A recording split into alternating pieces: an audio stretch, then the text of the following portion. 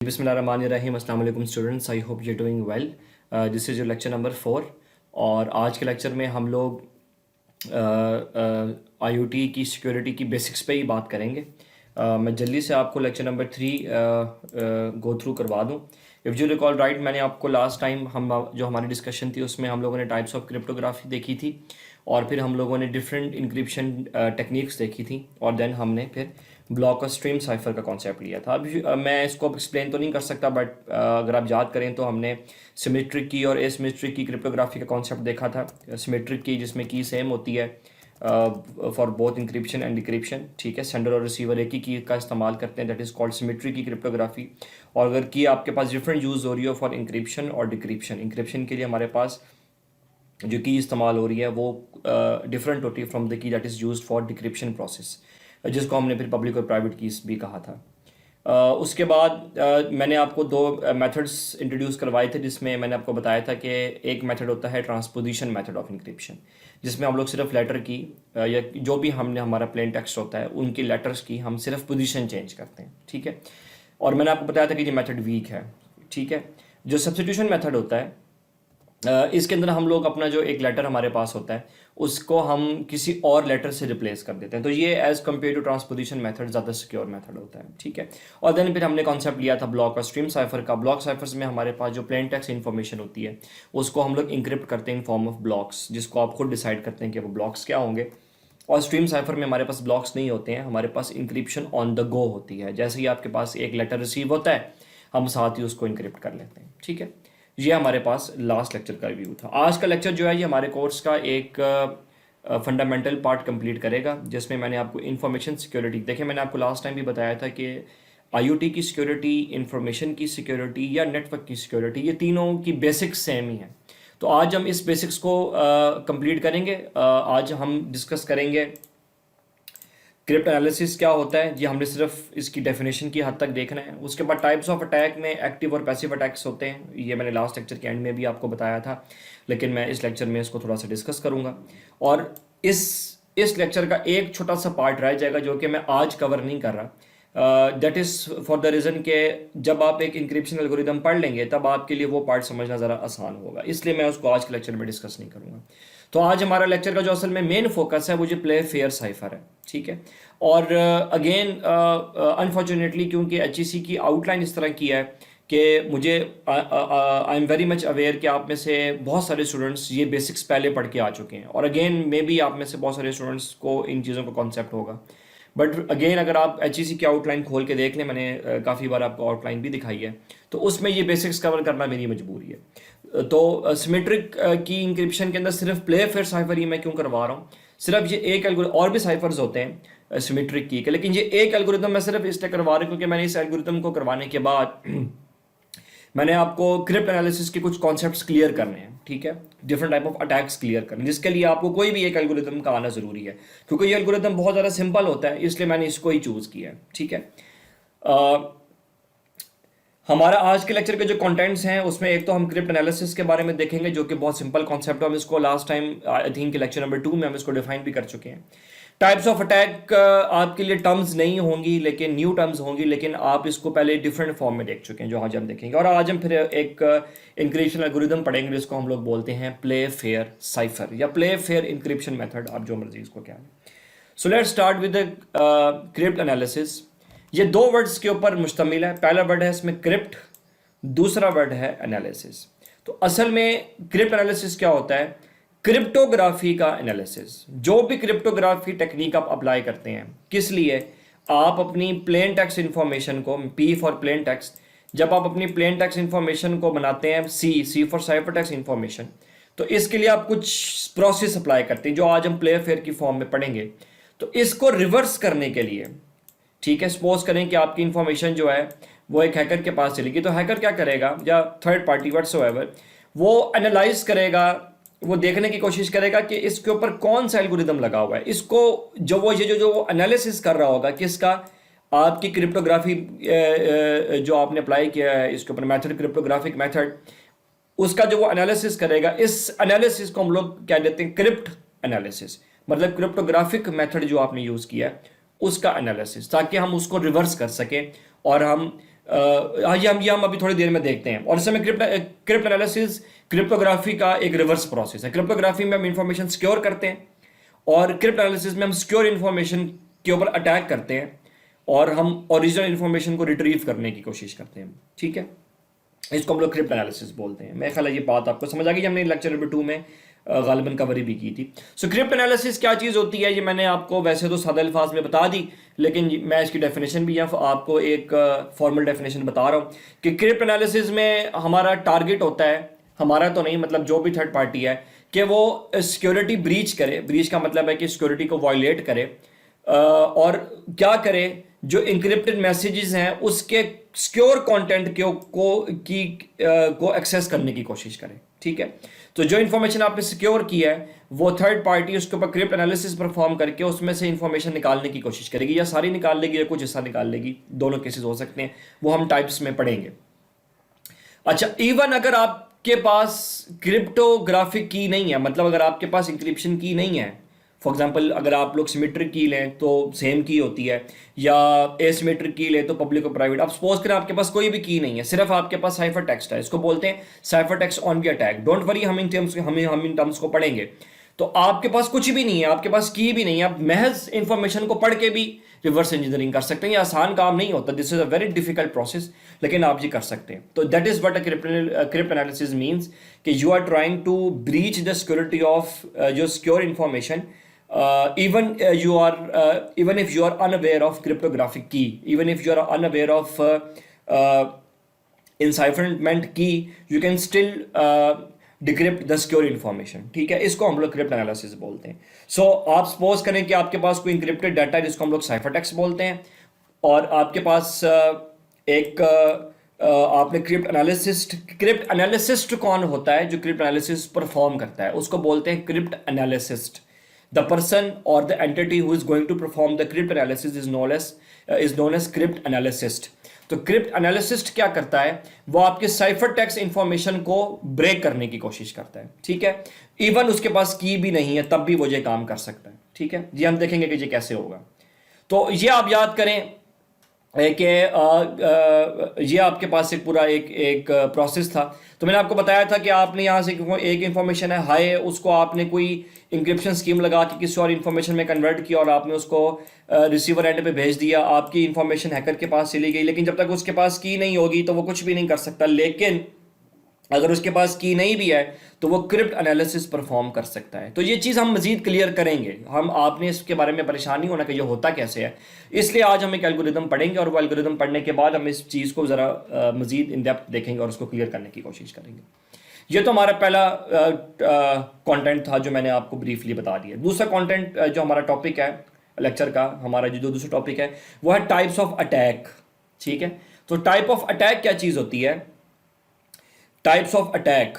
ठीक है, तो क्रिप्ट एनालिसिस क्या चीज़ होती है। क्रिप्ट एनालिसिस्ट जो एंटिटी क्रिप्ट एनालिसिस परफॉर्म कर रही है वो क्रिप्ट एनालिसिस परफॉर्म करेगी using different kind of attacks. अब ये दो बातें अलग अलग हैं। क्रिप्ट एनालिसिस वो प्रोसेस है जिसके थ्रू इंफॉर्मेशन रिट्रीव की जाती है, और क्रिप्ट एनालिसिस को परफॉर्म करने के लिए आप क्या करते हैं, आप अटैक्स करते हैं। ठीक है, आप क्या करते हैं, अटैक्स करते हैं। सो हमारे पास जो इंफॉर्मेशन है ये सिक्योर है। ठीक है, ये इंफॉर्मेशन क्या है, दिस इंफॉर्मेशन इज सिक्योर। ठीक है, तो अब हमारे पास इसके ऊपर क्या परफॉर्म होगा, क्रिप्ट एनालिसिस। सीए का मतलब है क्रिप्ट एनालिसिस, और क्रिप्ट एनालिसिस परफॉर्म करने के लिए हम इसके ऊपर क्या करेंगे, हम इसके ऊपर मुख्तलिफ अटैक्स करेंगे। So there are two basic types of attack. Crypt analysis perform करने के लिए हमारे पास बेसिक टाइप के दो ही अटैक्स होते हैं। एक होता है एक्टिव अटैक, एक होता है पैसिव अटैक। अच्छा, ये एक्टिव और पैसिव टर्म्स आपको शुरू में ज़रा कंफ्यूज करेंगी, लेकिन जब मैं इनको बताऊंगा तो आपको रिकॉल होगा कि ये चीज़ें आप पहले भी देख चुके हैं। Active and passive attack. So we have two types of attack, active and passive attack. और ये अटैक्स किस लिए किए जाते हैं, क्रिप्ट एनालिसिस परफॉर्म करने के लिए। क्रिप्ट एनालिसिस परफॉर्म करने के लिए ये जो एंटिटी है, थर्ड एंटिटी या ये जो थर्ड पार्टी है, it will perform crypt analysis ताकि आपके पास इंफॉर्मेशन रिट्रीव हो, और जिसके लिए वो क्या करेगा, वो अटैक्स करेगा। अटैक्स की दो टाइप्स हैं, एक्टिव और पैसिव। सबसे पहले हम देख लेते हैं एक्टिव अटैक क्या होता है। एक्टिव अटैक बड़ी सिंपल चीज़ है। ऐसा अटैक, ये बात गौर से सुनिएगा, ऐसा अटैक जिसमें थर्ड पार्टी या हैकर या थर्ड एंटिटी आपकी इंफॉर्मेशन की दोनों चीज़ें वॉयलेट करे या दो चीज़ें टेम्पर करे। क्या क्या, कॉन्फिडेंशियलिटी टेम्पर करे और उसके साथ साथ इंटेग्रिटी भी टेम्पर करे, तो हम कहते हैं कि अटैक कौन सा था? एक्टिव अटैक था। ठीक है, मैं आपको ये वाली जो बात लिखी हुई है, ये मैं आपको सिंपली एक एनिमेशन की फॉर्म में दिखा देता हूँ। सपोज करें कि ये आप डायग्राम पहले भी देख चुके हैं। ये डिवाइस 1 और 2 आपस में कम्युनिकेट कर रहे थे, डिवाइस 1 और 2 आपस में कम्युनिकेट कर रहे थे। शायद कैमरे की वजह से आपको डिवाइस 1 नज़र नहीं आ रही, लेकिन होपफुली आप ये बात समझ जाएंगे। डिवाइस 2 और 1 आपस में कम्युनिकेट कर रहे हैं। थर्ड पार्टी आई और थर्ड पार्टी ने क्या किया? सबसे पहले तो थर्ड पार्टी क्या करेगी? वो डिवाइस 1 और 2 का कनेक्शन ही खत्म कर देगी। अब आपको याद आएगी ये बात हमने पढ़ी थी इंटेग्रिटी में। इसका मतलब है कि डिवाइस 1 जो है, अब उसको मैसेजेस डिवाइस 2 से रिसीव नहीं होंगे, बल्कि किससे रिसीव होंगे? थर्ड पार्टी से। ये असल में प्रॉब्लम है इंटेग्रिटी में। तो अब होगा क्या? सबसे पहले तो हमारे पास थर्ड पार्टी डिवाइस 1 और 2 का कनेक्शन खत्म करेगी। ठीक है, फिर वो क्या करेगी? वो रिसीव करेगी मैसेज डिवाइस 2 से और उसको चेंज करके भेज देगी डिवाइस 1 के पास। ठीक है, इसको हम लोग बेटा बोलते हैं एक्टिव अटैक। क्यों? क्योंकि इस पूरे प्रोसेस के अंदर जो हैकर है वो एक्टिवली इन्वॉल्व है। अच्छा, एक तो ये बात होगी। दूसरी बात, यहां पे दो चीजें वायलेट हो रही हैं। क्या? एक तो आपकी इंफॉर्मेशन जा रही है थर्ड पार्टी के पास, तो कॉन्फिडेंशियलिटी तो लूज हो गई। और दूसरी चीज क्या लूज हो रही है कि वो मैसेज रिसीव करके ना सिर्फ कॉन्फिडेंशियलिटी वायलेट कर रहा है, वो आपके मैसेज रिसीव करके उसको चेंज भी कर रहा है। तो जब कॉन्फिडेंशियलिटी के साथ साथ, मेरे साथ रिवाइज करें, जब कॉन्फिडेंशियलिटी के साथ साथ क्या चीज लूज हो जाए? इंटेग्रिटी भी लूज हो जाए, तो हम कहते हैं कि आपके पास कौन सा अटैक हो गया? Active attack. क्यों? क्योंकि जो हैकर है या थर्ड पार्टी है जो थर्ड एंटिटी या अनऑथराइज एंटिटी है, उसने आपका मैसेज सबसे पहले तो इंटरसेप्ट किया, कॉन्फिडेंशियलिटी गई, और ना सिर्फ उसने इंटरसेप्ट किया, उसने उसको चेंज भी कर दिया। मतलब अब आप दोनों के बीच में कम्युनिकेशन नहीं हो रही, अब कम्युनिकेशन 3 लोगों के बीच में हो रही है। तो इसलिए हम कहेंगे कि क्योंकि हमारे पास जो थर्ड पार्टी है वो एक्टिवली इन्वॉल्व है प्रोसेस में, वो एक्टिवली इन्वॉल्व है, इसलिए हम लोग कहेंगे जो कौन सा अटैक है, ये हमारे पास है एक्टिव अटैक। तो मैं इस प्रोसेस को दोबारा से आपको दिखा देता हूं कि हमारे पास दो डिवाइसेस के बीच में कम्युनिकेशन थी, नॉर्मल कम्युनिकेशन थी। थर्ड पार्टी आई, उसने दोनों डिवाइसेस के बीच में कनेक्शन खत्म किया, डायरेक्ट कनेक्शन। उसने पहली डिवाइस से मैसेज लिया और उसको चेंज करके दूसरे डिवाइस के पास भेज दिया, जिसमें हमारे पास कॉन्फिडेंशियलिटी भी लूज हुई और इंटेग्रिटी भी लूज हुई। क्योंकि कॉन्फिडेंशियलिटी भी लूज हो गई और इंटेग्रिटी भी लूज हो गई, इसलिए हम लोग कहते हैं कि ये अटैक कौन सा है? ये है एक्टिव अटैक। ठीक है, क्योंकि इसमें हैकर जो है वो एक्टिवली इन्वॉल्व है। आई होप कि आपको मेरी ये वाली बात बहुत ज़्यादा क्लियरली समझ आ गई होगी। ठीक है जी। उसके बाद हमारे पास दूसरा अटैक आता है पैसिव अटैक। पैसिव अटैक में अगेन हमारे पास ये बात, चले मैं पहले डिफाइन, अच्छा चलें मैं पहले आपको एक्टिव अटैक का दूसरा पैरा जो मैंने नहीं बताया था वो मैं बता दूं कि एक्टिव अटैक में जो थर्ड पार्टी होती है वो ना सिर्फ इंफॉर्मेशन को इंटरसेप्ट करती है, कॉन्फिडेंशियलिटी तो गई, इंटरसेप्ट करने के साथ साथ वो इंफॉर्मेशन को चेंज भी करती है और चेंज करके उसको रिसेंड करती है। तो कॉन्फिडेंशियलिटी के साथ साथ क्या चली जाती है? इंटेग्रिटी भी। इसको बोलते हैं एक्टिव अटैक। आई होप कि आपको ये बात समझ आ गई है। दूसरा अटैक हमारे पास कौन सा होता है? Passive attack. अच्छा, पैसिव अटैक में भी हैकर इन्वॉल्व होता है। मैं आपको ये सिर्फ डायग्राम से समझा देता हूं क्योंकि ये कोई टॉपिक मुश्किल नहीं है। सपोज करें ये दो डिवाइसेस के बीच में कम्युनिकेशन हो रही थी, ठीक है, और इसने यहां से मैसेज सेंड किया हाय, और यहां पे भी इसको रिसीव हुआ हाय। ठीक है, यहां पे थर्ड पार्टी आई। अब जो थर्ड पार्टी आएगी वो क्या करेगी? वो सिर्फ इस मैसेज को सुनेगी, सिर्फ इस मैसेज को सुनेगी, इसको चेंज नहीं करेगी। इसका मतलब है कि थर्ड पार्टी सिर्फ खामोशी से साइलेंटली आपका मैसेज रिसीव कर रही है, उसको चेंज करके थर्ड पार्टी के पास नहीं भेज रही, या थर्ड पार्टी को नहीं कहना चाहिए, या रिसीवर एंड पे नहीं जा रहा। इसका मतलब है कि ना सेंडर को पता है ना रिसीवर को पता है। तो सेंडर यहां से मैसेज भेज रहा है एक साइड से, यहां से सेंडर मैसेज भेज रहा है, रिसीवर रिसीव कर रहा है, और उन दोनों के बीच में जो कम्युनिकेशन हो रही है वो थर्ड पार्टी के पास भी जा रही है साइलेंटली। इसको हम लोग बोलते हैं पैसिव अटैक। पैसिव क्यों? क्योंकि अब हैकर सिर्फ इंफॉर्मेशन सुन रहा है, वो उसको चेंज नहीं कर रहा। तो हम कहते हैं कि हैकर एक्टिवली इन्वॉल्व नहीं है बल्कि पैसिवली इन्वॉल्व है। जैसे एक्टिव और पैसिव वॉइस होते हैं। आप याद करें, इसको हम लोग इवर्स ड्रॉपिंग भी बोलते हैं, इवर्स ड्रॉपिंग भी बोलते हैं कि साइलेंटली इंफॉर्मेशन सुनी जा रही है।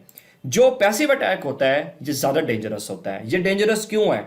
आप दो लोग, इसकी एग्जांपल आप ले लें, आप दो लोग एक फोन पे बात कर रहे हैं, कॉल पे बात कर रहे हैं, और आपको पता भी नहीं चल रहा कि आपकी जो कॉल है वो कोई थर्ड एंटिटी सुन रही है, तो ये ज्यादा डेंजरस अटैक है। ठीक है, अच्छा, एक्टिव अटैक भी डेंजरस है क्योंकि इंफॉर्मेशन चेंज होकर जाती है, लेकिन एक्टिव अटैक में प्रॉब्लम ये होता है, अगर मैं यहाँ पे जाऊँ, एक्टिव अटैक में प्रॉब्लम ये होता है कि क्योंकि हैकर इन्फॉर्मेशन चेंज करके भेज रहा होता है, इसलिए हैकर का पकड़े जाना ज़्यादा आसान होता है, या थर्ड एंटिटी को डिटेक्ट करना बिकम्स मोर ईजी। तो इसलिए एक्टिव अटैक ज़्यादातर थर्ड पार्टीज अवॉइड करती हैं, ठीक है, करती हैं, लेकिन एक्टिव अटैक में क्योंकि हम हमारे पास एल्गोरिदम बहुत ज़्यादा सिक्योर हैं, सिक्योरिटी के पैरामीटर या साइबर सिक्योरिटी बहुत बेहतर हो गई है, इसलिए जो हमारे पास अटैकर्स होते हैं वो एक्टिव अटैक से ज़रा अवॉइड करते हैं। उनकी कोशिश होती है कि अटैक एक्टिव ना हो ताकि उनकी आइडेंटिटी लूज ना हो। लेकिन बहरहाल दोनों अटैक्स हो सकते हैं, एक्टिव भी और पैसिव भी। ये मैंने पैसिव अटैक की बात बता दी कि पैसिव अटैक में सिर्फ कॉन्फिडेंशियलिटी लूज होती है, इंटेग्रिटी लूज नहीं होती। लेकिन कॉन्फिडेंशियलिटी लूज होना भी कोई छोटी बात नहीं है। आप दो लोगों के बीच में कन्वर्सेशन को तीसरा बंदा सुन रहा है तो that is not a good thing. So again दोनों टाइप्स ऑफ अटैक जो हैं ये हमारे पास ठीक नहीं होते। तो यहाँ पे हमारे पास बात खत्म हुई, हमारा टॉपिक नंबर 2 खत्म हुआ, या हमारा दूसरा कंटेंट हम लोगों ने डिस्कस किया कि हमारे पास अटैक की टाइप्स एक्टिव और पैसिव। अब हम देखते हैं कि क्रिप्ट एनालिसिस की कितनी टाइप्स होती हैं। ये हम आज पढ़ेंगे नहीं, ये बात मैं आपको पहले क्लियर कर दूं। ये हम इसलिए नहीं पढ़ेंगे क्योंकि ये आपको आज ज़्यादा समझ नहीं आएगी, लेकिन जब आप एक एल्गोरिदम पढ़ लेंगे तो हम आपको टाइप्स ऑफ क्रिप्ट एनालिसिस ज़्यादा ईजिली समझ आएंगी। तो हम क्रिप्ट एनालिसिस सिर्फ टाइप्स को देखेंगे, हम उसको डिस्कस नहीं करेंगे। सो हम लोग देखते हैं। तो अभी हमने क्रिप्ट एनालिसिस देख लिया, रिवर्स इंजीनियरिंग जिसमें हम लोग इंक्रिप्टेड मैसेज को डिक्रिप्ट करने की कोशिश करते हैं, इवन की हो या ना हो। की हो तो फिर तो हैकर के लिए बहुत अच्छी बात है, ना हो तब भी वो एक प्रोसेस कर सकता है। क्रिप्ट एनालिसिस परफॉर्म करने के लिए क्रिप्ट एनालिसिस्ट जो क्रिप्ट एनालिसिस कर रहा होता है वो अटैक्स करेगा, जो दो टाइप के होंगे, एक्टिव और पैसिव।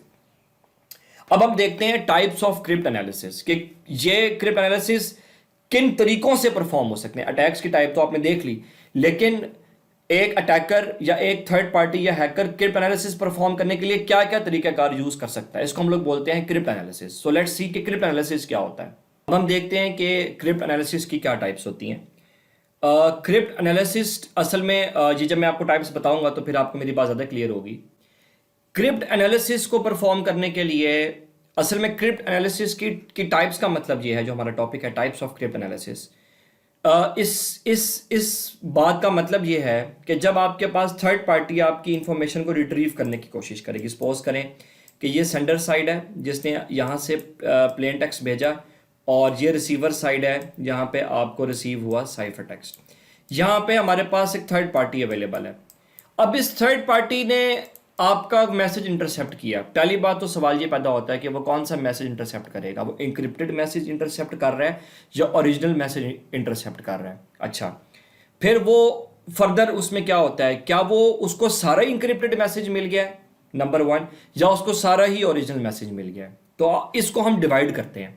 अगर तो हैकर को सिर्फ रिसीव हुआ है इंक्रिप्टेड टेक्स्ट, तो हम कहते हैं कि he has only receive the entity has only receive the cipher text. उसके पास सिर्फ साइफर टेक्स्ट है, ठीक है। आपने एक मैसेज इंक्रिप्ट करके भेजा, रास्ते में किसी थर्ड पार्टी ने उसको इंटरसेप्ट कर लिया, उसके पास चला गया। इसका मतलब है कि उसके पास सिर्फ क्या इंफॉर्मेशन की है, सिर्फ इंक्रिप्टेड मैसेज। इसको और वो उसी इंक्रिप्टेड मैसेज को पढ़ के उसको डिक्रिप्ट करने की कोशिश करेगा। उसके पास की है या नहीं है ये हम बाद में देखेंगे। इसको हम लोग कहते हैं साइफर टेक्स्ट ओनली अटैक, जिसमें हैकर के पास सिर्फ इंक्रिप्टेड मैसेज है। अब डोंट वरी, परेशान नहीं होना, ये हमने चीज़ अगले लेक्चर में डिटेल से डिस्कस करनी है। हमारा लेक्चर का पहला जो 20 से 25 मिनट है, हमने इन चारों चीज़ों को, हम एक एल्गोरिदम जो आज हम पढ़ रहे हैं उसी के ऊपर ये सारे अटैक्स अप्लाई करके देखेंगे।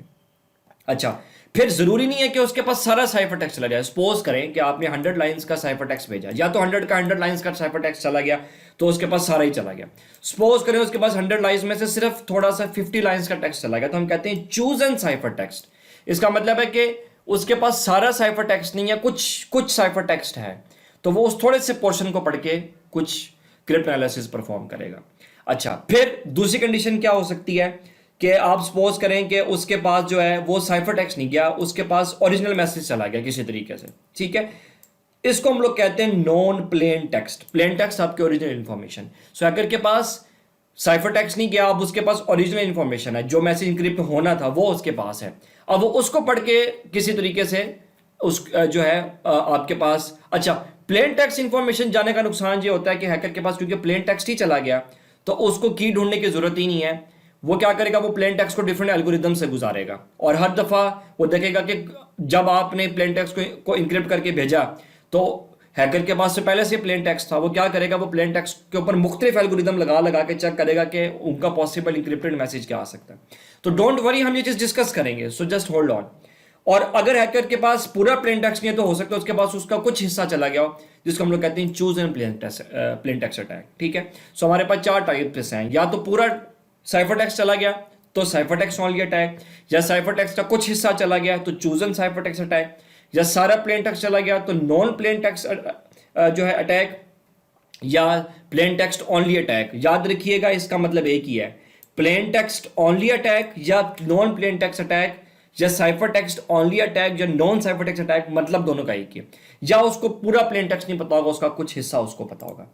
ये बात मैं यहाँ पे डिस्कस कर सकता था क्योंकि ये मुश्किल नहीं है, लेकिन मैं इसको आपको प्रॉपर एल्गोरिदम की मदद से समझाऊंगा।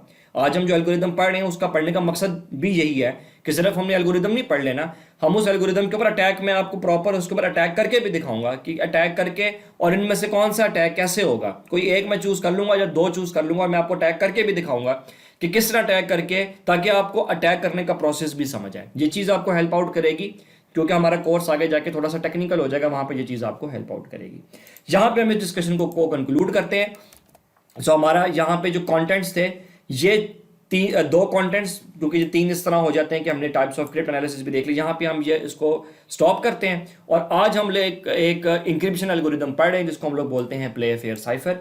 जो लोग पहले ये कोर्स ले चुके हैं, जो लोग BScs बैचलर्स में थे, शायद MCS में भी, उन्होंने तो इन्फॉर्मेशन सिक्योरिटी में ये एल्गोरिदम ज़रूर पढ़ा होगा। इट इज़ नॉट पॉसिबल कि उन्होंने ये ना पढ़ा हो, ये कोर्स ज़रूर लिया होगा। लेकिन अगेन इस एल्गोरिदम को पढ़ाने का मकसद यहाँ पे 2 है कि एक तो HEC की आउटलाइन के पर्पज़ को फुलफिल करना, और इसका जो सबसे इंपॉर्टेंट एक पर्पज़ है वो ये है कि ये जो हमने टाइप्स ऑफ क्रिप्ट एनालिसिस पढ़ी थी, cipher text only attack, chosen cipher text attack, plain text attack या चूजन प्लेन टेक्स्ट अटैक, मैंने वो अटैक समझाने हैं ताकि आपको प्रॉपर तरीके से पता चले कि जब हम लोग IoT के एनवायरनमेंट में होते हैं, यहाँ सेंसर्स भी आप याद करें लेक्चर नंबर 1, और हमने उस तरफ जाना है। हम इंशाल्लाह जब ये बेसिक्स पढ़ लेंगे और कुछ इन्फॉर्मेशन सिक्योरिटी पढ़ लेंगे, फिर हम लोग IoT के ऊपर भी जाएंगे क्योंकि हमारा तो कोर्स का टाइटल ही यही है। तो वहाँ पे फिर मैं बताऊंगा कि कौन सा डाटा, सेंसर का डाटा भी है, हार्डवेयर का डाटा भी है, कंप्यूटर भी है, इंटरनेट भी है। IoT में पहली चीज़ है ही इंटरनेट, तो कहाँ पे क्या चीज़ कैसे अप्लाई होगी, उसके लिए ये नॉलेज पढ़ना ज़रूरी है। तो अगर आपको बेसिक लग रहा है तो आप इसको फिर भी एक दफ़ा रिवाइज करें। ये लेक्चर का पार्ट थोड़ा सा ये पार्ट नंबर 1 था, ये थोड़ा सा लंबा हो रहा है, तो मैं यहाँ पे इस पार्ट नंबर 1 को एंड कर रहा हूँ। अब आप पार्ट नंबर 2 पे जाएं, जहाँ पे हम लोग जो टॉपिक शुरू करेंगे वो होगा प्ले फेयर साइफर। सो अब हम लोग डिस्कस करते हैं पार्ट नंबर 2 के अंदर कि प्ले फेयर साइफर क्या चीज़ होती है। So let's meet in part number 2।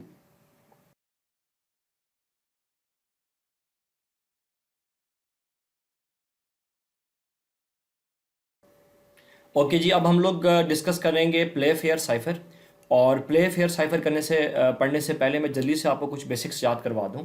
Symmetric key encryption methods आप याद करें कि सिमेट्रिक की क्रिप्टोग्राफी ऐसी क्रिप्टोग्राफी होती है जिसमें इंक्रिप्शन और डिक्रिप्शन के लिए सेम की इस्तेमाल होती है, अगर आपको ये चीज़ याद हो।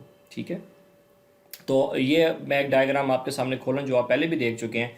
So if you recall right कि हमारे पास जो की इंक्रिप्शन के लिए इस्तेमाल होती है 1 2 3, जिसको मैं यहाँ हाईलाइट कर रहा हूँ, यही की डिक्रिप्शन के लिए भी इस्तेमाल होती है। इसको हम लोग बोलते हैं सिमेट्रिक की क्रिप्टोग्राफी।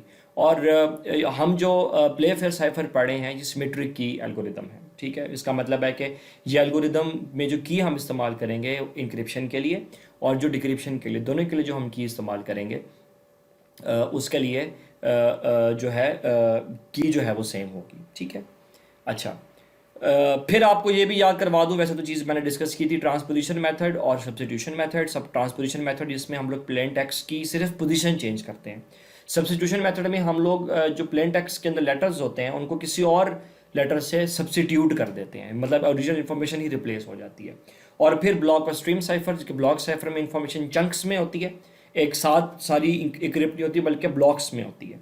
और स्ट्रीम साइफर के अंदर information on the go encrypt होती है। ये सारी बातें बताने का मकसद क्या था, प्ले फेयर साइफर, ये हमारा टॉपिक है। सो प्ले फेयर साइफर क्या चीज़ है? प्ले फेयर साइफर में आपने कुछ चीज़ें याद रखनी है। प्ले फेयर इसका नाम है, प्ले फेयर। और इस एल्गोरिदम की एक अच्छी बात ये भी है कि ये एल्गोरिदम वर्ल्ड वॉर में भी इस्तेमाल हुआ है, क्योंकि उस टाइम पे हमारे पास मैसेज को डिक्रिप्ट करने के लिए उतने ज़्यादा अच्छे ऑप्शंस नहीं थे, हमारे पास कंप्यूटर इतने फास्ट नहीं होते थे, तो छोटी मोटी इंक्रिप्शन के लिए प्ले फेयर साइफर इस्तेमाल हो जाया करता था। ठीक है, सो प्ले फेयर साइफर में पहली चीज़ क्या है कि रिमेंबर कि ये एक सिमेट्रिक की इंक्रिप्शन मेथड है।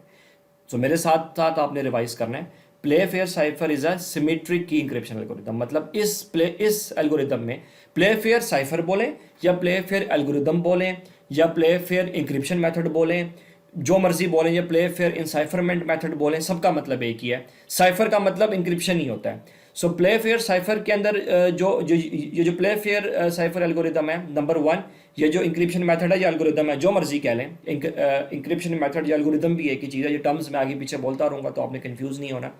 ये सिमेट्री की है, मतलब इसके अंदर मैसेज को इंक्रिप्ट करने के लिए भी वही की इस्तेमाल होगी जो डिक्रिप्ट करने के लिए इस्तेमाल होगी, या वाइस वर्सा। ठीक है। उसके बाद ये एल्गोरिदम जो है ये बेस करता है सब्स्टिट्यूशन मेथड ऑफ इंक्रिप्शन पे। मतलब इस एल्गोरिदम में हम लोग लेटर की पोजीशन चेंज नहीं करेंगे, हम उन लेटर्स को सब्स्टिट्यूट कर देंगे, उन लेटर्स की जगह कोई और इंफॉर्मेशन या कोई और लेटर सब्स्टिट्यूट करेंगे। तो ये इस साइफर की दूसरी बात है। Number 1, it is a symmetric key encryption method. ठीक है, मेरे साथ रिवाइज कीजिएगा। Number 2, it is a substitution method of encryption, जिसमें हम लोग जो ओरिजिनल इंफॉर्मेशन है उसको किसी और इंफॉर्मेशन से रिप्लेस करेंगे। और आखिरी चीज, ये एक ब्लॉक साइफर है। मतलब इसमें इंफॉर्मेशन एक साथ इंक्रिप्ट नहीं होगी बल्कि ब्लॉक्स बना के इंक्रिप्ट होगी। सो ये 3 बातें आपने प्ले फेयर साइफर के बारे में याद रखनी है। और इस देखें, आप में से बहुत सारे लोगों ने प्ले फेयर साइफर पहले भी पढ़ा होगा या ये आपको इसके बारे में पहले भी नॉलेज होगा, लेकिन ये बातें इसलिए बताई जा रही ताकि आपको, जब हम लोग आईओटी की प्योर सिक्योरिटी पर चले जाएंगे और हम लोग फिर सिर्फ एल्गोरिदम्स की बात किया करेंगे तो वहाँ पर ये चीज़ें फिर बार बार नहीं बताई जा सकेंगी। इसलिए ये चीज़ आपने, इस एल्गोरिदम को पढ़ाने का मकसद भी यही है कि ये चीज़ें आपको क्लियर की जा सकें। ठीक है, तो एल्गोरिदम इटसेल्फ तो इंपॉर्टेंट है ही है, लेकिन उससे रिलेटेड जो टर्म्स हैं उनको समझाना ज़्यादा जरूरी। तो इस एल्गोरिदम को पढ़ाने का मकसद भी यही है कि आपको टर्म्स ज़्यादा क्लियरली समझ आए। So this is a symmetric key algorithm, encryption और डिक्रिप्शन के लिए सेम की इस्तेमाल होगी। This is a substitution method of encryption, हम लोग ओरिजिनल इंफॉर्मेशन को किसी और इंफॉर्मेशन से रिप्लेस करेंगे। ठीक है, और this is a block cipher, मतलब इसमें इंफॉर्मेशन चंक्स की फॉर्म में या टुकड़ों की फॉर्म में इंक्रिप्ट होगी। फाइन। तो इस एल्गोरिदम को हम वर्ड्स में नहीं बता सकते, इसलिए हम लोग स्ट्रेट अवे इसकी एग्जांपल पे जाएंगे। आपने इस लेक्चर के इस वाले पार्ट को बहुत ध्यान से सुनना है, क्योंकि प्ले फेयर साइफर का जो एल्गोरिदम है वो बजाय इसके कि मैं आपको वर्ड्स में या टेबुलर फॉर्म में बताऊं, मैं उसको जब एग्जांपल से बताऊंगा तो वो प्ले फेयर साइफर आपको ज़्यादा आसानी से समझ आएगा। ठीक है जी। सो प्ले फेयर साइफर में हम एक एग्जाम्पल के थ्रू बड़ी ईजिली समझ लेंगे कि प्ले फेयर साइफर काम कैसे करता है। तो ये एक एल्गोरिदम है, एक इंक्रिप्शन मेथड है, और ये सिमेट्रिक की है, ये सब्स्टिट्यूशन जो है मेथड के ऊपर बेस करता है, और ये ब्लॉक साइफर है। अब हम इसकी एग्जांपल देखते हैं। एग्जांपल समझने के लिए मैंने इसके स्टेप्स बना दिए हैं, तो जब आप स्लाइड्स पढ़ेंगे आपने इन स्टेप्स को साथ साथ रिवाइज करते जाना है ताकि ये आपको इजीली समझ आए। और एक और मैं बात आपको बताता चलूँ कि ये जो स्लाइड्स हैं ये मैं अटैच कर रहा हूँ पावर पॉइंट की ही फॉर्म में, ताकि जब आप ये लेक्चर सुने तो आप स्लाइड्स भी साथ साथ पढ़ते जाएं। तो अब मैं PDF फाइल में तो अपलोड करूँगा, साथ में पावर पॉइंट में भी अपलोड करूँगा ताकि आपको भी एनिमेशन की फॉर्म में ये स्लाइड्स नजर आए। ठीक है, क्योंकि PDF फाइल में शायद आप लोगों को प्रॉब्लम होता है। स्टेप नंबर 1 क्या होता है? सबसे पहले तो ये चीज़ें तो मैं आपको बाद में बताता हूँ। सबसे पहले तो आपने प्ले फेयर साइफर में पहली चीज़ क्या करनी होती है, आपने 5x5 या 5x5 के बॉक्सेस का एक ग्रिड बनाना होता है। तो ज़रा ऐसे देखिएगा, 5 बॉक्सेस इस साइड पे हैं, कॉलम वाली साइड पे, ठीक है, या इस तरह, और 5 कॉलम्स मतलब या तो वर्टिकल हैं या 5 हमारे पास जो हैं अपना बॉक्सेस वो वर्टिकल हैं, 5 बॉक्सेस हमारे पास हॉरिजॉन्टल हैं। तो असल में इसमें टोटल कितने बॉक्सेस होंगे? इसमें टोटल बॉक्सेस होंगे 25, क्योंकि 5x5 का मतलब क्या है 25। तो प्ले फेयर साइफर में पहली चीज तो ये होती है कि आपने 5x5 का ग्रिड बनाना होता है, right. This is your step number 1 कि आपने क्या करना है, आपने 5x5 का या 5x5 का एक ग्रिड बनाना है। ठीक है, तो इसमें कितने बॉक्सेस होंगे? 25। अब सवाल पैदा ये होता है कि हम ऐसे करते क्यों हैं? क्योंकि इंग्लिश के अंदर हमारे पास जो लेटर होते हैं A से लेके Z तक वो कितने होते हैं? वो 0 से लेके 25 तक या 1 से लेके 20, टोटल हमारे पास जो करेक्टर्स होते हैं इंग्लिश के अंदर वो होते हैं 26। अगर हम लोग A को 0 मान लें, B को 1 मान लें, C को 3 मान लें, अगर हम इसी सीक्वेंस में चलें तो Z 25 के बराबर होगा। तो ये टोटल कितने करेक्टर्स होंगे? ये टोटल होंगे 26। इसलिए यहाँ पे हम बॉक्सेस भी 25 बनाते हैं। ठीक है, लेकिन प्रॉब्लम यह है कि जब बॉक्सेस तो 25 हैं लेकिन लेटर्स कितने हैं? लेटर्स तो 26 हैं। यह मसला अभी हम हल करेंगे। सो ये बात मैं यहीं पे बताता चलूँ, आपकी कंफ्यूज ना हो जाए कि बॉक्सेस कितने हैं हमारे पास। बॉक्सेस तो हमारे पास 25 हैं, लेकिन इंग्लिश में लेटर्स कितने? वो तो 26 हैं। इसका मतलब है कि एक लेटर के लिए तो यहाँ जगह नहीं है। वो मसला हम हल करेंगे। ठीक है, तो ये तो स्टेप 1 मैंने आपको बता दिया, बड़ा सादा सा स्टेप है। स्टेप 1 प्ले फेयर साइफर में क्या होता है, सिमेट्री की एल्गोरिदम है, मैं दोबारा से बता दूं, ब्लॉक साइफर है और सब्स्टिट्यूशन मेथड है। इसमें सबसे पहले आपने क्या करना है, सबसे पहले आपने 5x5 का 5x5 का एक बॉक्सेस का ग्रिड बना देना है। ये टोटल कितने बॉक्सेस होंगे, टोटल 25 बॉक्सेस होंगे।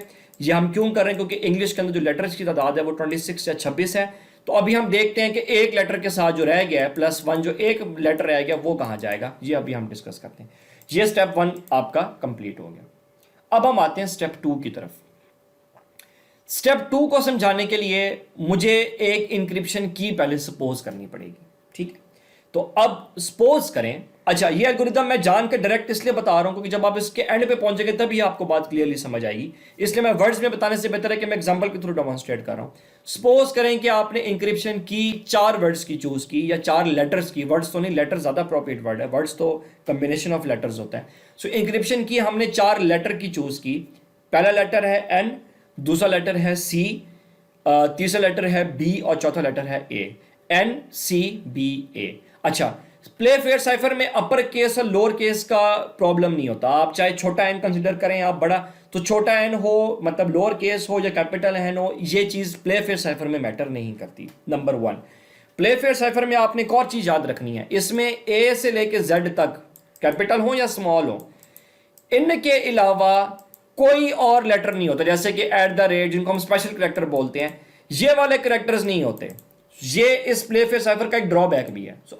ये बात याद रखें कि प्ले फेयर साइफर में सिर्फ लेटर्स होते हैं ए से लेकर जेड तक, और कुछ नहीं होता। क्वेश्चन मार्क या बैक / या फॉरवर्ड / या @ नहीं होता। ओके, सो सपोज करें कि हमने एक की चूज की। हम क्या कर रहे हैं, स्टेप नंबर 2, स्टेप नंबर 1 में हमने बॉक्सेस बना लिए 25। अब हमने स्टेप नंबर 2 में की चूज की है NCBA, 4 लेटर्स की कीज है NCBA। फाइन। अब हम स्टेप नंबर, ये तो स्टेप नंबर 2 हो गया। स्टेप नंबर 1 में बॉक्सेस बन गए, स्टेप नंबर 2 में की चूज हो गई, ठीक है। अभी आप ये छोड़ दें कि की यही क्यों चूज हुई, जब एल्गोरिदम समझ आ जाएगा फिर हम कुछ भी कर सकते हैं। पहले आप सिर्फ एल्गोरिदम समझे कि एल्गोरिदम काम कैसे करेगा, देन हम सारी पॉसिबिलिटीज भी डिस्कस करते जाएंगे। स्टेप नंबर 3 में अब हमने क्या करना है, स्टेप नंबर 3 में ये जो आपने एक ग्रिड बनाया था, अब आपने इसको फिल करना शुरू करना है। ये जो 25 बॉक्सेस हैं अब हमने इनको फिल करना है। आपके पास की क्या है, NCBA। इस ग्रिड को 5x5 या इस बॉक्स को, इन बॉक्सेस को या इस टेबल को हम लोग फिल कैसे करते हैं, हम इसको फिल करना शुरू करते हैं सबसे पहले अपनी की से। हम इसको फिल करना शुरू करते हैं, मेरे साथ रिवाइज कीजिएगा, इस की से। सो हम लोग पढ़े हैं इस साइफर का स्टेप नंबर 3, और स्टेप नंबर 3 में हमने क्या करना है, अपनी इंक्रिप्शन की को यूज करते हुए इस टेबल को फिल करना शुरू करना है। अब ये टेबल फिल कैसे होगा, जी यहां से शुरू होगा, जी आपका बॉक्स नंबर 1 है, ठीक है। तो आपके पास 4 कीज हैं, आपके पास 4 लेटर की है, 1 2 3 4 NCBA। तो सबसे पहले आपके पास ये 4 बॉक्सेस फिल होंगे, ठीक है, from my left to my right, ठीक है। सो पहले बॉक्स में हमारे पास क्या आएगा, N, दूसरे बॉक्स में हमारे पास आएगा C, तीसरे बॉक्स में हमारे पास आएगा B, N हमारे पास फोर्थ बॉक्स में आएगा A। NCBA, ये की हमारे पास कंप्लीट हो गया। 25 बॉक्सेस में से ये 4 बॉक्सेस फिल हो गए। पीछे हमारे पास कितने रह गए, 21 बॉक्सेस अभी हमने फिल करने हैं। ये जो रह गए हैं, ये वाले बॉक्सेस जिनको मैं हाईलाइट कर रहा हूँ, ये कितने हमारे पास, ये हैं 21, और ये 4 बॉक्सेस हमने फिल कर दिए इस की से। ये था आपका सिंपल सा स्टेप नंबर 3। सो आप काइंडली इस वीडियो को यहाँ पे जरा पॉज करें और जरा स्टेप्स को रिवाइज करें। इन स्टेप्स को दोबारा से पीछे जाके देखें कि हमने स्टेप्स कैसे किए। तो आप पॉज करें, मैं यहाँ 1 सेकंड का पॉज देता हूँ और आप पॉज करके जरा इसको रिवाइज करें। ओके, अगर आपने रिवाइज कर लिया है तो that is very good. So step number 1, हमने एक 5x5 का एक जो है बॉक्सेस का ग्रिड बनाया। टोटल 25 बॉक्सेस हमने बनाए। हमने अपनी मर्जी की एक की चूज़ की। ये की मैंने अपनी मर्जी की चूज़ की है, जिसमें 4 लेटर्स हैं। आप 5 लेटर्स की भी कर सकते थे, आप 6 लेटर्स की भी कर सकते थे, आप पे डिपेंड करता है। आप की रिपीट भी कर सकते थे। हम देखेंगे जब लेटर रिपीट होता तो फिर क्या होगा, वो मैं बात आपको लेक्चर के एंड में बताऊंगा। स्टेप नंबर 3 में हमने एक ये जो बॉक्स बनाया था 25 बॉक्सेस, इसमें हमने पहले 4 बॉक्सेस को फिल कर दिया अपनी 4 लेटर्स से। अगर 5 होते तो 5 हो जाते हैं, 6 होते तो 6 हो जाते हैं, and so on so for. Remaining हमारे पास जो 21 बॉक्सेस रह गए, अब हम देखते हैं कि हमने उनको कैसे फिल करना है। तो स्टेप नंबर 4 इज कि जो रिमेनिंग 21 बॉक्सेस रह गए हैं, 25 में से 4 की तो की हो गई, जो रिमेनिंग 24 बॉक्सेस रह गए, अब उनके साथ हमने क्या करना है। ओके, ये बॉक्स हम लोग पहले की से फिल कर चुके हैं 4, ठीक है। ये जो रिमेनिंग बॉक्सेस रह गए हैं, अब हमने इस स्टेप में, स्टेप 4 में यही देखना है कि इन बॉक्सेस के साथ अब हमने क्या करना है, व्हाट अबाउट दीज बॉक्सेस, ठीक है। सो ये बड़ा आसान सा स्टेप है। तो आप सपोज करें कि ये ABCD मैंने लिखी हुई ऑर्डर के अंदर, ABCDEFG स्टिल Z, जैसे आप ऑर्डर में लिखते हैं, ठीक है। तो अगर मैं इसको काउंट करूं, अगर मैं इसको 1 से काउंट करूं, तो ये टोटल 26 करेक्टर्स हैं। 1 से शुरू होगा, 26 पे ख़त्म हो जाएगा। अगर A का मतलब 1 है, B का मतलब 2 है, C का मतलब 3 है, तो Z का मतलब 26 होगा। ओके, अच्छा, इसके अंदर आप देख रहे हैं कि कुछ लेटर्स को मैंने रेड किया हुआ है। N रेड हुआ है, C रेड हुआ है, B रेड हुआ है और A। ये वो लेटर्स मैंने रेड किए हैं जो मेरी की थे, ठीक है। तो ये मैंने अब जान के किया है। ये मैंने क्यों जान के किया? क्योंकि ये लेटर जो बाकी बॉक्सेस रह गए हैं, उन बॉक्सेस में अब ये 4 लेटर दोबारा नहीं आएंगे, क्योंकि ये की का हिस्सा है। तो हम क्या करते हैं, स्टेप नंबर 4 के अंदर हम सारे ABCD के लेटर्स लिख लेते हैं और हम उन लेटर्स को रिमूव कर देते हैं जो हमारी की के अंदर थे। तो अब जरा देखिएगा, जरा गौर से देखिएगा, इन लेटर्स की तरफ गौर करें जिनको मैं हाईलाइट कर रहा हूं। इनमें से मैं उन लेटर्स को रिमूव कर रहा हूं जो मेरी की का हिस्सा थे। कौन कौन की का हिस्सा थे? एक तो जी N हिस्सा था, ठीक है जी, N मैंने यहां से रिमूव कर दिया। फिर C हिस्सा था, ये मैंने C भी यहां से रिमूव कर दिया, ठीक है। फिर मेरे पास B हिस्सा था मेरी की का, तो मैंने B भी रिमूव कर दिया। फाइनली मेरे पास A हिस्सा था की का, मैंने A को भी यहां से रिमूव कर दिया। ये लेटर्स मेरे पास रिमूव होगी। बाकी जो मेरे पास बचे हैं बोले ये लेटर्स हैं। तो स्टेप नंबर 4 बड़ा आसान है। जो बाकी बॉक्सेस रह गए हैं, ये वाले बाकी बॉक्सेस जो रह गए हैं, इन बॉक्सेस को आपने उन लेटर्स से फिल कर देना जो यहां पे बच गए हैं। That's it. मेरे ख्याल आपको मेरी बात समझ आ गई। तो आपने उसी ऑर्डर में फिल करना है जिस ऑर्डर में वो आ रहे होते हैं। जैसे कि अब बाकी बॉक्सेस कैसे फिल होंगे, मैं यहां से स्टार्ट करूंगा जी, मेरे टिक को फॉलो करें। मैं यहां से स्टार्ट करूंगा। सबसे पहले तो मेरे पास फॉलो होगा ये वाला बॉक्स। इस बॉक्स के अंदर मेरे पास क्या आएगा? इस बॉक्स मेरे पास आएगा D, क्योंकि ABC तो चला गया। अब कहानी कहां से स्टार्ट होगी? अब हमारे पास कहानी स्टार्ट होगी D से। So the first letter that is going to fill our box is letter D। Letter D हमारा इस बॉक्स को फिल करेगा, ठीक है। सो सबसे पहले D जो है वो इस बॉक्स में आ गया। अब ये इसी ऑर्डर में चलते जाएंगे। E इस वाले बॉक्स में आ गया, फिर F इस वाले बॉक्स में आ गया, G नेक्स्ट बॉक्स में आ गया, H नेक्स्ट वाले बॉक्स में आ गया। अब ये जो अगले 2 लेटर आ रहे हैं ना, I and J, इनकी प्ले फेयर साइफर में एक स्पेशल सिग्निफिकेंस है। अब आप जरा उस बात की तरफ आए। मैंने आपको क्या बताया था, हमारे पास कितने बॉक्सेस अवेलेबल हैं? We have only 25 boxes available, जबकि इंग्लिश के लेटर्स कितने हैं? 26। तो इसका मतलब है कि एक लेटर के साथ हम क्या करेंगे, वो एक लेटर यहां पे कंपनसेट होता है। तो ये जो अगला बॉक्स आ रहा है, इसके अंदर अब आपकी मर्जी होती है कि आप इस बॉक्स में या I लिख दें या J लिख दें। ये बड़ा इंपॉर्टेंट स्टेप है और इसमें टोटल फ्रीडम है कि आप चाहें तो I लिख दें, आप चाहे तो J लिख दें। लेकिन नॉर्मली लोग इसमें I लिखते हैं। नॉर्मली ज्यादातर जो एल्गोरिथम में एक स्टैंडर्ड बना हुआ है, आपकी मर्जी है, लेकिन स्टैंडर्ड बना हुआ है हम सिर्फ I लिख देते हैं। अगर आप I लिखेंगे तो फिर J नहीं लिखा जाएगा, J लिखेंगे तो फिर I नहीं लिखा जाएगा। बस ये एक स्टेप आपने इंपॉर्टेंट यहां पे याद रखना है। तो सपोज करें कि मैंने अगला वाला बॉक्स जो H से आगे आ रहा था उसको मैंने फिल कर दिया, किससे? उसको मैंने फिल कर दिया I से। तो ये मेरा अगला बॉक्स है, ये किससे फिल हो गया?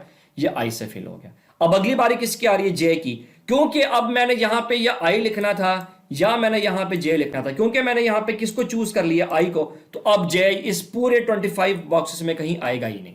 बस आपने ये बात यहां पे याद रखनी है। अब आपकी मर्जी थी, आप चाहे यहां पे J लिख देते, आपकी मर्जी है आप I लिख देते। क्योंकि मैंने I लिख दिया तो अब J यहां पे कहीं पे भी नहीं आएगा, ठीक है। बस ये बात आपने एक जरूरी याद रखनी है। आगे फिलिंग नॉर्मल होगी। अगला लेटर हमारे पास आ रहा है K, फिर L, ठीक है, फिर उसके बाद M। अब N अगला नहीं आ सकता क्योंकि N तो ऑलरेडी फिल हो चुका है और की का भी हिस्सा है। तो अगला लेटर कौन सा आ रहा है? वो O, फिर P Q R S T U V W X Y and Z। तो आप दोबारा से, मैं चाहूंगा कि इस वीडियो को दोबारा से पॉज करें और स्टेप नंबर 4 को दोबारा देखें, क्योंकि प्ले फेयर साइफर में क्रूशियल स्टेप होता है टेबल ड्रॉ करना। क्योंकि ये जो टेबल है ये इस की से बना। अगर आपने इस टेबल में गलती कर दी तो आपकी इंक्रिप्शन या डिक्रिप्शन दोनों गलत हो सकती हैं। सो ये जो टेबल ड्रॉ किया गया है ये हमने ड्रॉ किया with the help of encryption की। सो मैं एक क्विक रिव्यू आपको दे दूं। स्टेप नंबर 4 क्या था कि आपने पहले 4 बॉक्सेस को फिल किया था अपनी जो है की से एनसीबीए, फिर आपने उन लेटर्स को यहां से निकाल दिया जो की का हिस्सा थे, जो बाकी रह गए वो यहां पे फिल हो गए। मैंने आपको आई और जे के बारे में बता दिया कि ये जो अगला बॉक्स होता है, ये एक बॉक्स ये कहीं पे भी आ सकता है, डिपेंड करता है कि की का साइज कितना था। तो इत्तेफाक से यहां पे आ रहा है, इस की वजह से की चेंज होगी तो ये बॉक्स कहीं और आ जाएगा।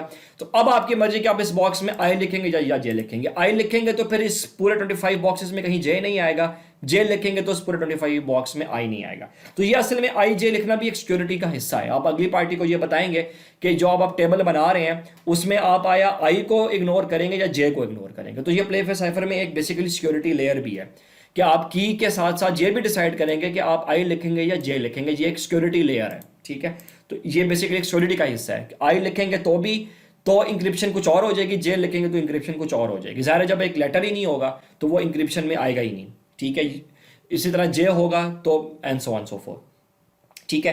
तो ये मेरे पास टेबल कंप्लीट हो गया। ये स्टेप नंबर 4 बड़ा क्रूशियल था जिसमें हमें टेबल कंप्लीट करना है। एक दफ़ा आपने टेबल कंप्लीट कर लिया, सो अगला एल्गोरिदम का जो प्रोसेस है वो बहुत सिंपल है। सो मैं चाहूँगा कि आप यहाँ वीडियो को थोड़ा सी देर के लिए पॉज करें और आप देखें कि ये टेबल हमने किस तरह ड्रॉ किया। स्टेप नंबर 4 तक दोबारा से रिवाइज करें।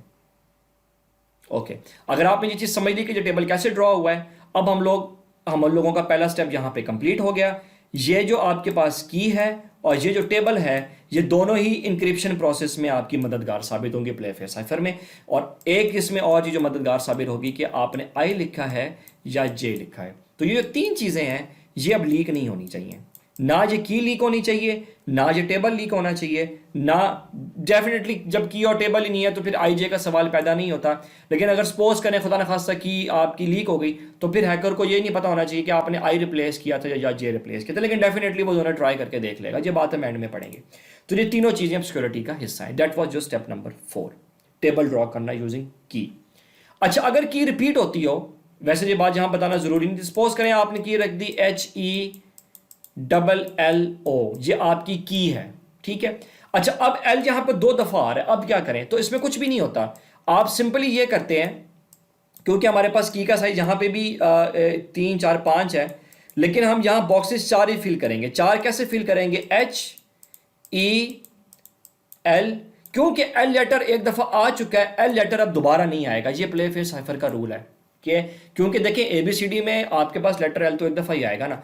तो जब इंक्रिप्शन की में कोई लेटर रिपीट हो रहा हो तो रिपीटेड लेटर एक दफ़ा लिखा जाता है। ये रूल है, ठीक है। सो अगर मैं कोई लेटर की में रिपीट कर दूं तो वो की में फिर रिपीट नहीं होता, वो एक दफ़ा लिखा जाता है। यहाँ पे हमारा ये टेबल और ये स्टेप कंप्लीट हुआ। ये मैंने बात यहाँ बता दी है कि अगर आपके पास की में लेटर रिपीट हो रहा हो, जैसे कि हेलो, क्योंकि हेलो में एल 2 दफ़ा आ रहा है, तो जब हम टेबल फिल, ये मैंने टेबल ड्रॉ किया यूजिंग दिस की। ये मैंने टेबल जो आपको राइट साइड पे ड्रॉ किया यूजिंग दिस की, मैंने इसी की को बना के ये टेबल बनाया है। तो HELLO में से क्या क्या लेटर चला गया? ABCD में से H भी चला गया, E भी चला गया, L भी चला गया और O भी चला गया। तो पीछे जो रह गया वो मैंने लिख दी। ABCD E नहीं लिखा क्योंकि वो हिस्सा था, FGH नहीं लिखा क्योंकि वो हिस्सा था, I मैंने I और J की जगह I को चूज किया है। फिर K के बाद L नहीं लिखा क्योंकि वो भी की का हिस्सा था, MN के बाद O नहीं आया क्योंकि वो भी हिस्सा था। बाकी PQRST से Z तक मैंने एज इट इज लिख दी। मेरे ख्याल है आपको ये रिपीटेड की वाली बात समझ आ गई है। लेकिन हम इसी एग्जांपल को लेके आगे चलेंगे। अब आपने ये इंक्रिप्शन की और ये टेबल ये नहीं भूलना, हम रेस्ट ऑफ द एग्जांपल में यही लेके चलेंगे। सो अब हम लोग आगे प्रोसीड करते हैं। ये तो अभी सिर्फ हमने इंक्रिप्शन की से टेबल बनाया है, अभी हमने प्लेन टेक्स्ट को कंसिडर ही नहीं किया। अभी अब हम इसी की और टेबल को यूज करके अपने मैसेज को इंक्रिप्ट करेंगे। हम अपने मैसेज को इंक्रिप्ट करेंगे यूजिंग दिस सेम की एंड टेबल्स। इसके लिए आपको समझने पड़ेंगे प्लेफेयर साइफर के कुछ रूल्स। सो अब हम समझते हैं कि वो प्लेफेयर साइफर के कौन से रूल्स हैं जिनको अप्लाई करके हम लोग प्लेन टेक्स्ट के ऊपर इंक्रिप्शन परफॉर्म करते हैं।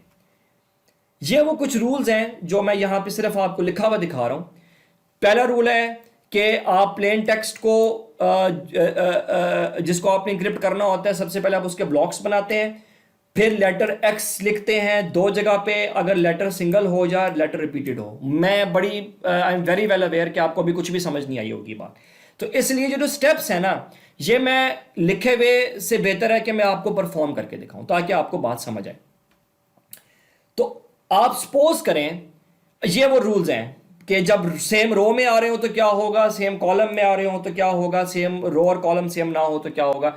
ये बात आपको कभी भी ऐसे समझ नहीं आएगी। सो अब हम सिंपल सी इसकी एक एग्जांपल लेके चलते हैं। तो आप सपोज करें कि मैंने यही पुरानी चीज कंसिडर की, मैंने ये की ली थी और मैंने ये 5x5 के बॉक्सेस को फिल किया था। यहां तक मेरा ख्याल है आपको कोई भी इशू नहीं होना चाहिए। अब आप सपोज करें कि इसी की, असल में तो की से तो हमने बॉक्स ये लेटर्स का एक ग्रिड बनाना होता है। सपोज करें कि अब आपके पास ये ग्रिड मौजूद है, ठीक है। अब आपने एक प्लेन टेक्स्ट अपनी मर्जी का चूज किया। वो प्लेन टेक्स्ट क्या होता है, वो इंफॉर्मेशन जिसको आपने सिक्योर करना है। सपोज करें कि मैंने प्लेन टेक्स्ट चूज किया अटैक एट डॉन। डॉन का मतलब होता है सुबह का टाइम। सपोज करें कि एक मिलिट्री कम्युनिकेशन थी और उन्होंने मिलिट्री कम्युनिकेशन ने कहीं पे मैसेज भेजा कि आपने सुबह के टाइम कहीं पे अटैक करना है। ये अब वो इंफॉर्मेशन इंक्रिप्ट कर रहे हैं यूजिंग प्ले फेयर साइफर और यूजिंग दिस टेबल एंड की। ये की अवेलेबल है, ये टेबल अवेलेबल है, या ये साइफर की है या इंक्रिप्शन की है, ये टेबल है, और ये इंफॉर्मेशन है जो हमने इस की को यूज करके सिक्योर करनी है, ठीक है। ये प्लेन टेक्स्ट आपने चूज कर लिया, ठीक है। अच्छा, याद करें मैंने बताया था कि अब आपने यहां से आगे सारी बातें ध्यान से सुननी है। प्ले फेयर साइफर एक ब्लॉक साइफर है। मेरे साथ रिपीट करें, play fair cipher is a block cipher. So play fair cipher is a block cipher, और इस ब्लॉक साइफर में पहला स्टेप ये होता है कि जो भी प्लेन टेक्स्ट आपको गिवन हो, जो भी प्लेन टेक्स्ट आपको गिवन हो, सबसे पहले आप उसको तोड़ देते हैं इन ब्लॉक ऑफ 2। जरा देखिएगा कैसे। अच्छा, यहां तक आपने कंफ्यूज नहीं होना, ये टेबल और की हमारे पास मौजूद है और ये इंफॉर्मेशन हमने सिक्योर करनी है। अब प्लेन टेक्स्ट के साथ प्ले फेयर साइफर पहला स्टेप क्या करता है, सबसे पहले तो वो इस इंफॉर्मेशन को ब्लॉक्स में तोड़ता है। ए टी पहला ब्लॉक है, इसको हम लोग बोलते हैं पेयर। जरा जो दो एंटिटीज हो वो पेयर कहलाती हैं।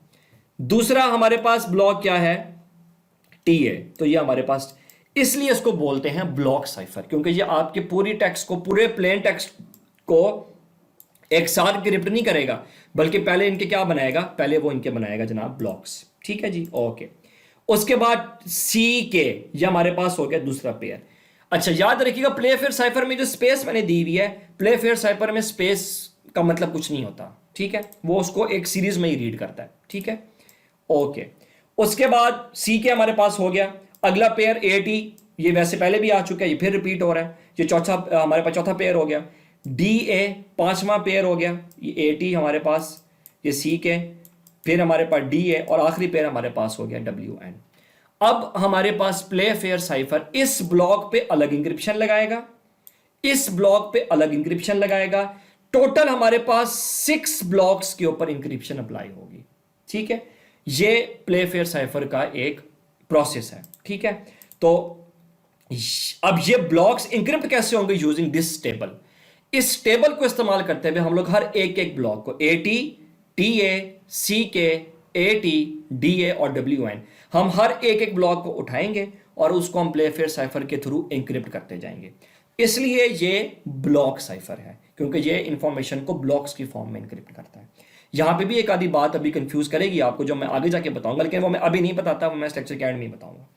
ये अब हमारे पास प्रोसेस शुरू हो गया इंक्रिप्शन का। यहां तक तो हमने सिर्फ की से टेबल बनाया था।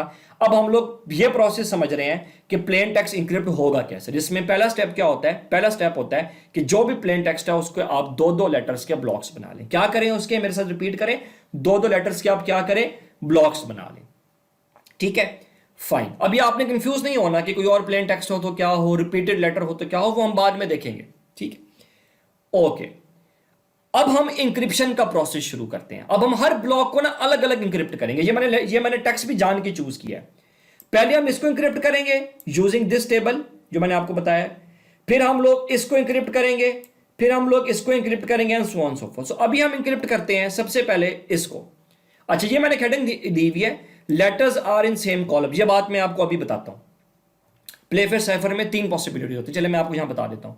प्ले फेयर साइफर में 3 पॉसिबिलिटीज होंगी कि ये जो आपने पेयर बनाया है, डेफिनेटली क्योंकि प्ले फेयर साइफर तो पेयर में काम करेगा, तो एक वक्त में 2 ही लेटर आएंगे, 2 से ज्यादा तो आ ही नहीं सकते। अच्छा, या तो ये 2 लेटर टेबल के अंदर एक कॉलम में एक साथ आ जाएंगे, पॉसिबिलिटी 1, या ये 2 लेटर प्ले फेयर साइफर के टेबल में एक रो में आ जाएंगे, या एक कॉलम में आ जाएंगे, या एक रो में आ जाएंगे, या ना ये कॉलम में होंगे ना ये रो में होंगे। तो प्ले फेयर साइफर में ये 3 पॉसिबिलिटीज होती हैं। पहली पॉसिबिलिटी होती है कि सेम कॉलम में हो, दूसरी पॉसिबिलिटी होती कि सेम रो में हो, तीसरी पॉसिबिलिटी होती ना सेम कॉलम में हो ना सेम रो में हो। बस यही तीन चीजें आपने समझनी है और प्ले फेस साइफर में होता भी यही है। सपोज करें पहला हमारे पास जो ब्लॉक हमने बनाया था अटैक एट डॉन में, पहला था अटैक में पहला ब्लॉक क्या था, ए और टी, ये पहला था। अब हमने इसको इंक्रिप्ट करना है। अब जरा आप टेबल पे गौर फरमाएं, इस टेबल के अंदर ये प्लेन टेक्स्ट के अंदर ए कहां पे है, ये रहा ए, ये मैंने हाईलाइट कर दी, ये ए रहा। और टी कहां पे है, ये रहा टी। ठीक है जी, ये हमारे पास आ गया टी। चले मैं, क्योंकि शायद वो मैंने इंक्रिप्शन का प्रोसेस परफॉर्म कर दिया, ये हमारे पास ए है, ठीक है, और ये हमारे पास क्या है, ये हमारे पास टी है।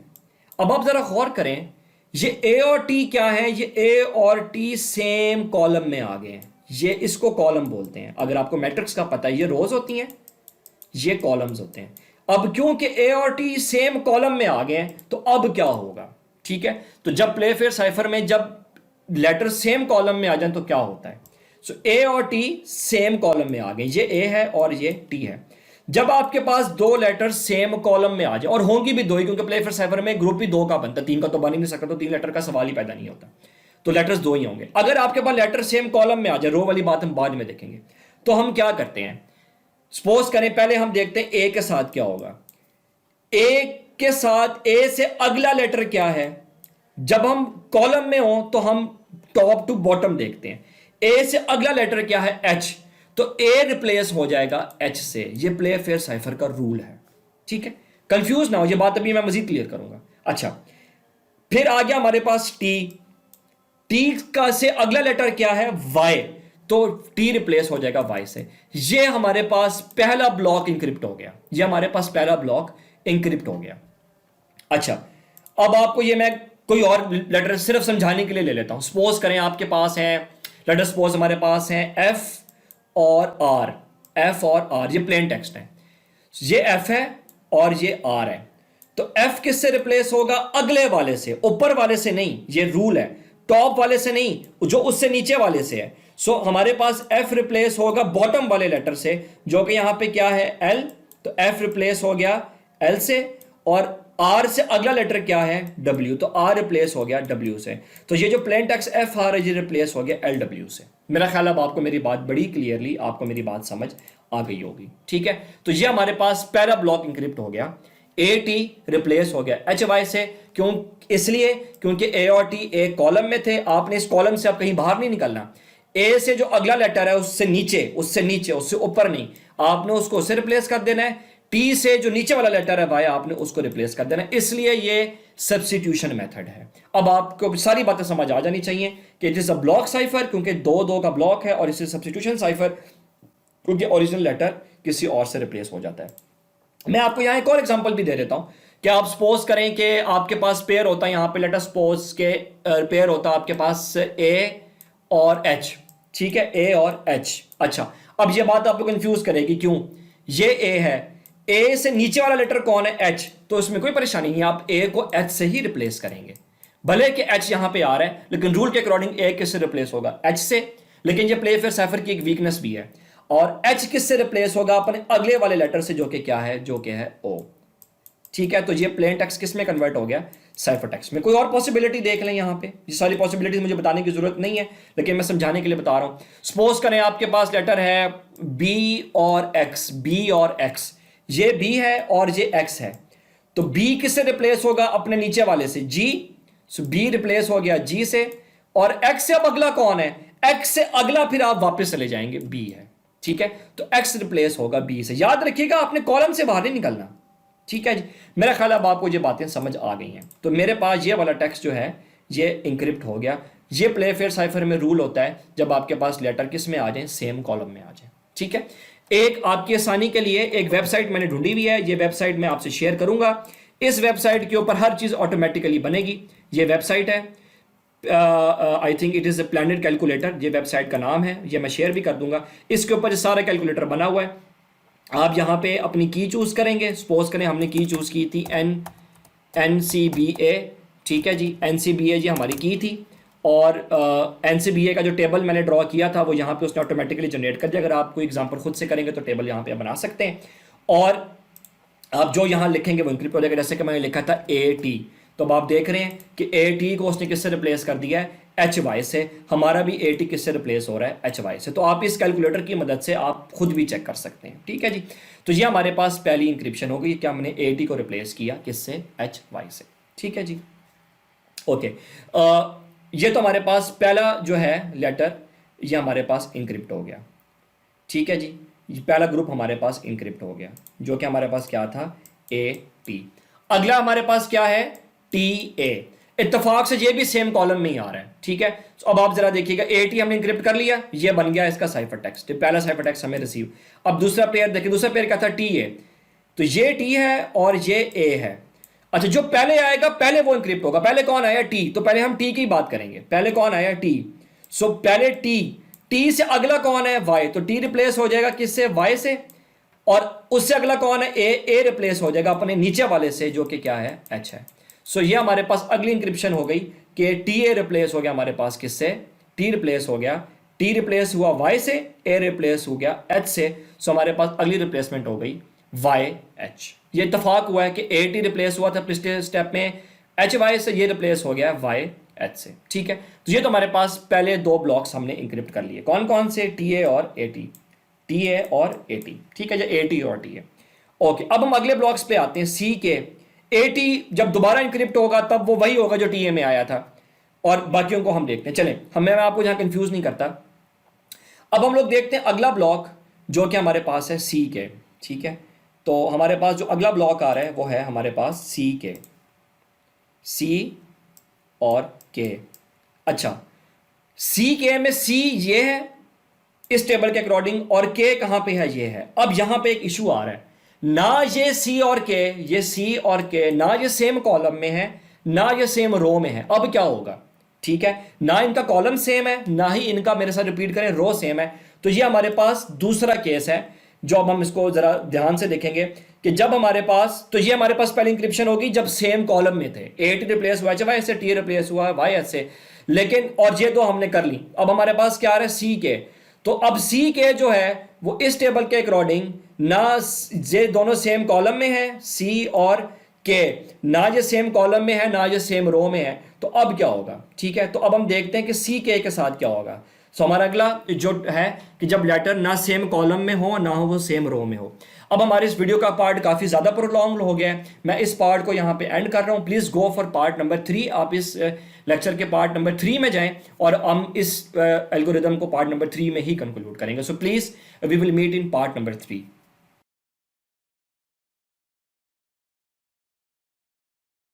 जी अस्सलाम वालेकुम, this is part 3 of your lecture. और आप याद कीजिएगा कि हमने लास्ट पार्ट के अंदर हम ये देख रहे थे कि हमने इसके पेयर्स बना लिए थे और हम लोगों ने ए टी और टी ए को हम लोगों ने इंक्रिप्ट कर लिया था। ये दोनों सेम कॉलम में थे। सेम कॉलम में बड़ा सिंपल सा रूल है कि जो भी लेटर के नीचे वाला लेटर होता है आप उसको उससे रिप्लेस कर देते हैं, ठीक है। मैंने ये बात आपको डिफरेंट एग्जाम्पल से समझाई।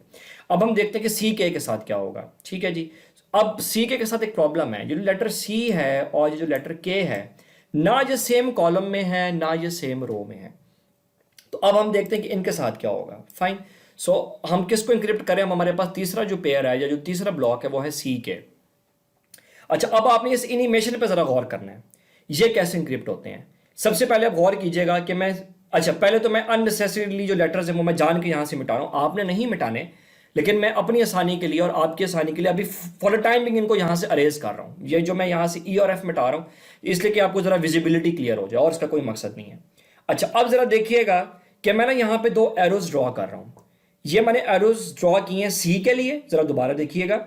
ये मैंने दो एरोज बनाए हैं सी के लिए और ये दो मैंने एरोज बनाए हैं के लिए, ठीक है। असल में ये जो दो लेटर्स अब हैं एन और एल, असल में तो ये बात मुझे हाईलाइट करने के बजाय भी मैं बता सकता था कि बड़ी सिंपल सी चीज़ है कि के और सी और के जो ऑपोजिट लेटर हैं, सी के ऑपोजिट एल है, ये टॉप है तो इसके बॉटम पे एल है, और के क्योंकि ये बॉटम में इसके टॉप पे एन है।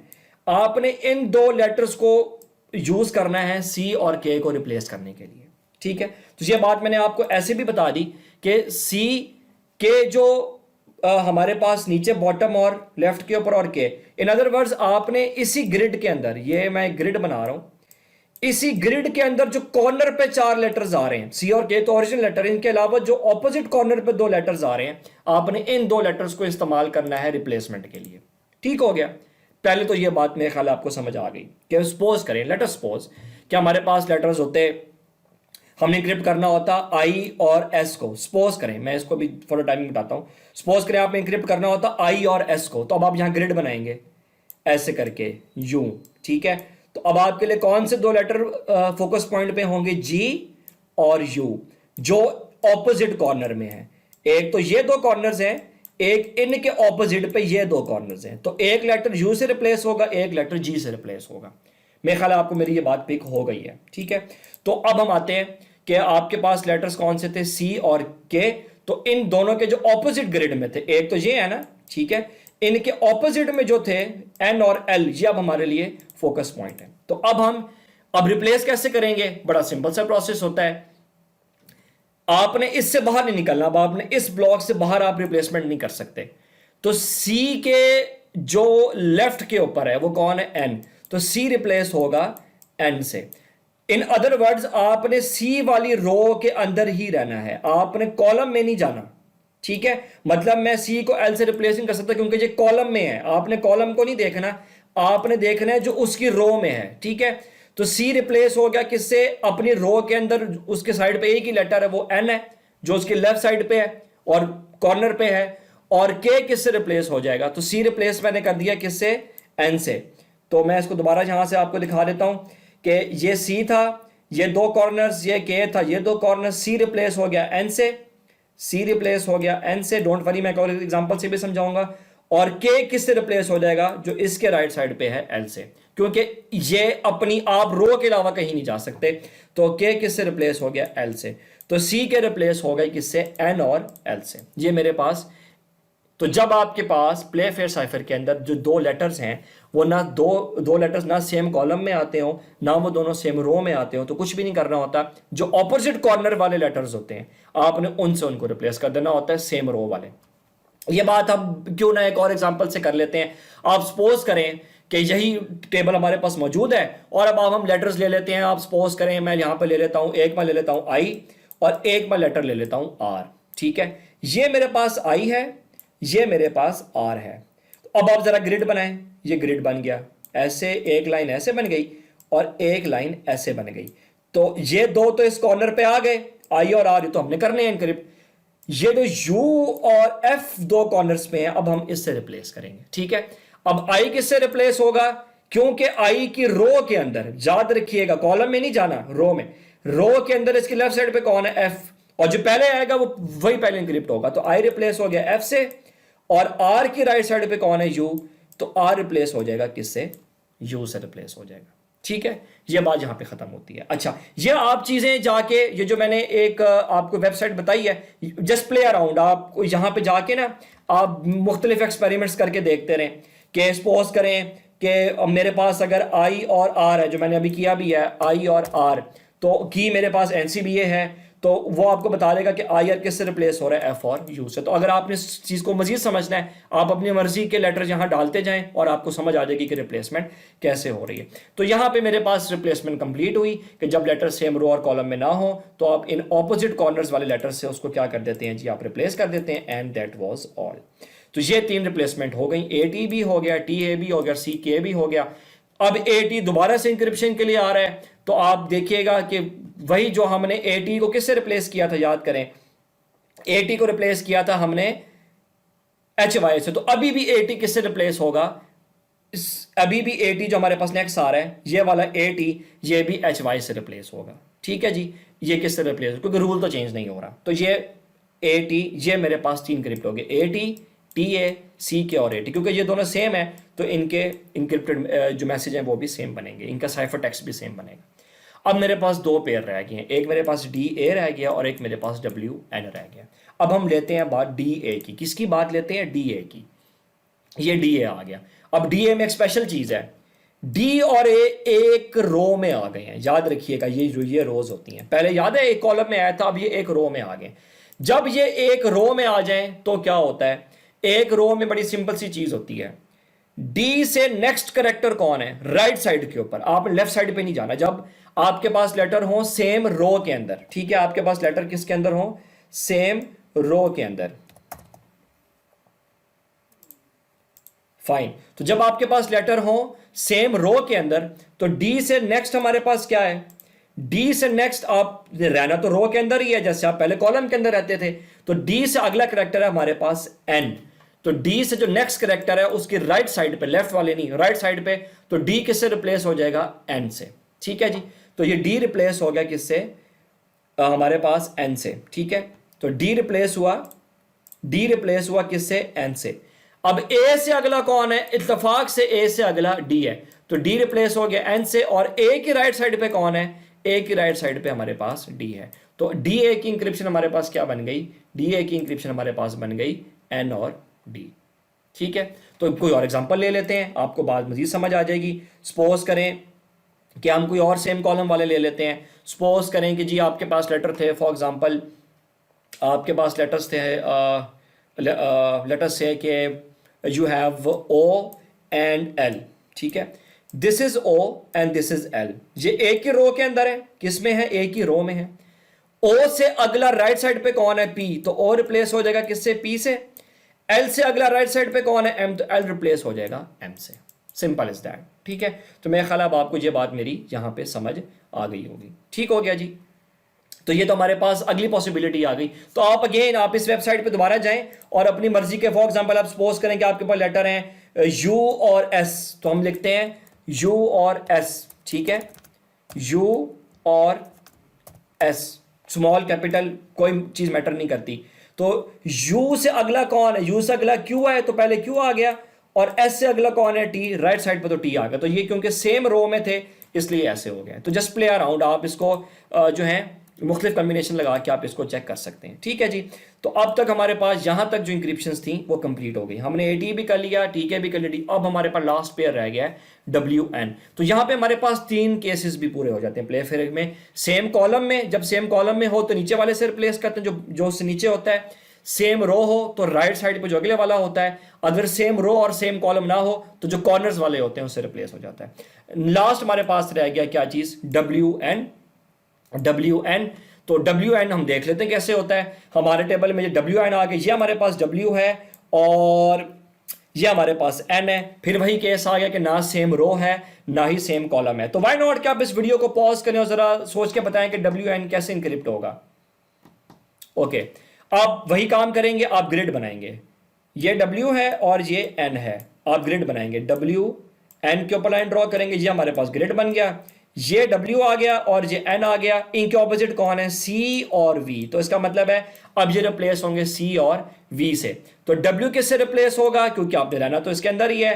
सो W क्योंकि आपने कॉलम में नहीं आपने रो में, तो W किससे रिप्लेस होगा, V से। W रिप्लेस होगा V से, C से नहीं, N से तो रिप्लेस हो ही नहीं सकता। सो W रिप्लेस हो गया V से, और हमारे पास N किससे रिप्लेस हो गया, N रिप्लेस हो गया C से। तो हमारे पास डब्ल्यू एन की इंक्रिप्शन क्या बनी, वी। तो मैंने आपकी आसानी के लिए पहले ये लेटर्स मिटा दिए, फिर मैंने बताया कि ये डब्ल्यू है, ये दो इसके ऑपोजिट कॉर्नर है, ये आपके पास एन है, ये इसके दो ऑपोजिट कॉर्नर्स हैं। तो अब आपके पास डब्ल्यू रिप्लेस होगा किससे, अपने लेफ्ट वाले से जो कि वी है, और सी रिप्लेस होगा अपने लेफ्ट वाले से जो कि एन है, क्योंकि आपने रहना रो के अंदर ही है, आपने रो के अंदर ही रहना है, आपने कॉलम में रिप्लेसमेंट तो आप कर भी नहीं सकते। मतलब डब्ल्यू एन से डायगोनल में रिप्लेसमेंट नहीं होगी, लेफ्ट वाले से होगी या उसके राइट वाले से होगी। ये हमारे पास इंक्रिप्शन कंप्लीट हो गई, ठीक है जी। तो अब मेरे पास जो फाइनल इंक्रिप्शन बनती है वो ये बनती है कि मेरे पास सारी इंक्रिप्शन कंप्लीट हो गई। मैं आपको एक फाइनल पिक्चर दिखा देता हूँ। ये मेरे पास इंक्रिप्शन की थी NCBA, मेरे पास प्लेन टेक्स्ट था अटैक एट डॉन, ये मेरे पास प्लेन टेक्स्ट था, ये मेरे पास साइफर टेक्स्ट बन गया। तो मेरे पास जो फाइनल आंसर है वो प्ले फेयर की जो फाइनल आउटपुट है वो जिसको मैं ये हाईलाइट कर रहा हूँ वो ये वाली है। तो पहला साइफर टेक्स्ट ये, दूसरा, तीसरा, चौथा, पांचवा एंड छठा, ठीक है, क्योंकि हमारे पास 6 पेयर्स थे तो we will have 6 encrypted blocks. और जो मेरे पास टेबल है वो मैंने आपको दिखा दिया, ये मेरे पास मेरी की के अकॉर्डिंग ये मेरा टेबल है। सो मैं अब चाहूँगा कि आप इस वीडियो को यहाँ पे पॉज करें और पॉज करके आप इस एग्जांपल को दोबारा से गो थ्रू करें। जब आप इसको गो थ्रू कर लेंगे तो हम लोग पॉज के बाद मैं एग्जांपल नंबर 2 स्टार्ट करूँगा, जिसमें मैंने सिर्फ आपको एक बात समझानी है और उसके बाद हमारा लेक्चर भी एंड हो जाएगा। तो प्लीज़ आप इस वीडियो को ज़रा पॉज करें और एग्जाम्पल नंबर 1 को एक दफ़ा फिर से कंप्लीटली रिव्यू करें। ओके जी, अगर आपने पिछली एग्जांपल रिवाइज कर लिया है तो अब हम एग्जांपल नंबर 2 करते हैं। मैं थोड़ा सा ज़रा टेम्पो फास्ट रखूंगा, क्योंकि अगर आपको एग्जांपल नंबर 1 समझ आ गई है तो example number 2 should not be a problem for you. Example number 2 में सपोज करें, अच्छा हम लोग टेबल और की तो वही यूज़ करेंगे जो हमने पहले किया था, ठीक है। तो एग्जाम्पल नंबर 2 के लिए मैं की भी वही इस्तेमाल करूंगा और टेबल भी मैं वही इस्तेमाल करूंगा, ठीक है। तो और आपको याद होगा कि हमने किस तरह ये सारा प्रोसेस किया था। तो एग्जाम्पल नंबर 2 में मैंने की चेंज नहीं की, एनसीबीए रखी। अगर आप चाहते हैं कि आप की चेंज कर लें तो मैंने आपको उसके लिए एक वेबसाइट बता दिया, वहाँ जाके डिफरेंट एक्सपेरिमेंट्स करके टेबल बना सकते हैं और आप उसको वेरीफाई भी कर सकते हैं। सपोज करें कि इस बार जो मैं प्लेन टेक्स्ट को मैं इंक्रिप्ट कर रहा हूँ वो मेरे पास है AAT। अच्छा ये कोई वर्ड तो नहीं है, लेकिन मैंने सिर्फ एक बात समझाने के लिए ये टेक्स्ट चूज किया है, AAT एंड T, ठीक है। अच्छा अब आप याद करें, ये टेबल तो चले हमारे पास आ गया, अब हमने इसके ब्लॉक्स बनाने हैं, ठीक है। ओके, अब प्ले फेयर साइफर में एक इंपॉर्टेंट पॉइंट है जिसकी वजह से मैंने ये एग्जांपल भी आपके सामने रखी है, और मैंने इसलिए भी रखी कि जब आप कोई प्लेन टेक्स्ट लें तो आप कंफ्यूज ना हो। प्ले फेयर साइफर कहता है कि जब आपके पास ए के साथ दो लेटर, अब देखें अगर मैं इसका पेयर बनाऊं, जो रूल्स मैंने बताए उसके अकॉर्डिंग इसका पेयर क्या बनता है, ए और ए का पेयर बनता है और टी का पेयर बनता है। प्ले फेयर साइफर के अकॉर्डिंग ऐसा नहीं हो सकता। प्ले फेयर साइफर में कभी भी, ये बात गौर से सुनिएगा, प्ले फेयर साइफर में कभी भी दो सेम लेटर का पेयर नहीं बन सकता, ये सिक्योरिटी को वीक करता है। और ना ही आप देखें, आप ए की रिप्लेसमेंट क्या लेंगे, फिर ए से अगला लेटर कौन सा होगा, बी, उसका भी आप ऐसे नहीं कर सकते, क्योंकि मतलब ए से अगला लेटर जो भी हमारे पास उस टाइम टेबल में आ रहा होगा, सपोज करें कि अगर मैं ए से अगला लेटर डी लूं तो मेरे आपके हिसाब से ए की इंक्रिप्शन क्या बननी चाहिए, डी और डी। ये चीज इसलिए आपके लिए प्रॉब्लम करती है कि जो अटैकर होगा या थर्ड पार्टी होगी उसको एक हिंट मिल जाएगा कि आपका टेबल किस तरह का है। तो हम कभी भी लेटर को रिपीटेड लेटर्स को साथ नहीं लिखते, ये प्ले फेयर साइफर का एक रूल है, तो आपने अब ये रूल नहीं भूलना, ठीक है। और एक सिक्योरिटी लेयर भी है, तभी मैंने एग्जांपल आपको कराई है। अच्छा अब हम साथ तो लिख नहीं सकते, मतलब आपको मैंने बताया कि ए और टी का पेयर तो बन नहीं सकता। फिर अब हम क्या करें, इसका एक हल होता है। हल ये होता है कि मैं इन लेटर्स को अलग लिख रहा हूं, ए टी। अच्छा पहला लेटर तो आ गया ए, अब ए तो मैं लिख नहीं सकता क्योंकि प्ले फेयर साइफर के रूल के खिलाफ है, दो सेम लेटर साथ नहीं आ सकते, पेयर तो बनाना है। फिर हम इसकी जगह लिखते होते हैं अपनी मर्जी से एक्स, और एक्स ही लिखा जाता है, ठीक है। तो ये अब हमारे पास पहला पेयर बन गया, ये एक स्टैंडर्ड है प्ले फेयर साइफर में, ठीक है। अच्छा अब ये लेटर मेरे पास, तो रिपीटेड लेटर्स का पेयर नहीं बन सकता, दैट्स इट। अगला पेयर मेरे पास क्या बनेगा, ए टी, ठीक है। अब फायदा क्या हुआ कि रिपीटेशन खत्म हो गई, ए एक्स की इंक्रिप्शन कुछ और होगी, ए टी की इंक्रिप्शन कुछ और होगी, जबकि ए से जो हैकर है या जो थर्ड पार्टी उसको हिंट मिल रहा था अब उसको हिंट नहीं मिलेगा, क्योंकि मैंने सेम लेटर्स का पेयर नहीं बनाया। और ये तो अब पेयर में जो भी इंक्रिप्शन होगी तो हमारे टेबल के हिसाब से बनेगी। अच्छा एक पेयर ये बन गया ए एक्स का, क्योंकि रिपीटेड नहीं हो सकते, ए टी का पेयर बन गया। अब ये टी कहां जाएगा, ये तो अकेला है। तो जब आपके पास सिंगल लेटर बच जाए, जब आपके पास रिपीट करें सिंगल लेटर बच जाए, तो हम अपने साथ उसको फिल करने के लिए वहां पे भी एक्स लगाते हैं। ये रूल मैंने पीछे एक जगह पे लिखा हुआ था, जो कि मैं जल्दी से क्विकली आपको मैं दिखा देता हूं कि ये जब मैं आपको रूल्स बता रहा था तो वहां पे मैंने आपको बताई थी कि दो जगह आपके पास एक्स आता है। एक तो आपके पास एक्स आता है जब आपके पास कोई लेटर की तादाद पूरी ना हो रही हो पेयर में, ठीक है। और एक आपके पास एक्स आता है जब आपके पास कोई लेटर क्या हो रहा हो, आपके पास कोई लेटर रिपीट हो रहा हो। तो जरा ये रूल्स देखिएगा, इसमें मैंने जो रूल्स बताए थे मैं आपको वो रूल जल्दी से दिखा दूं।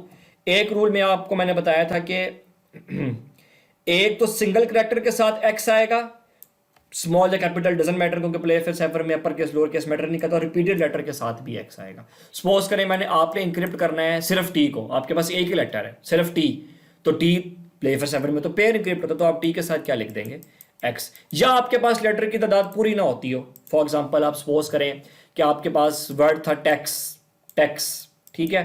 तो टी ए का पेयर बन गया, अब ये एक्स कहाँ जाएगा, एक्स के साथ हम अपनी मर्जी से एक और एक्स लगा देंगे, ठीक है जी। तो ये मैंने आपको समझाना था कि आपके पास दो जगह के ऊपर जो है वो आपके पास पेयर आता होता है, ठीक है जी। ओके सो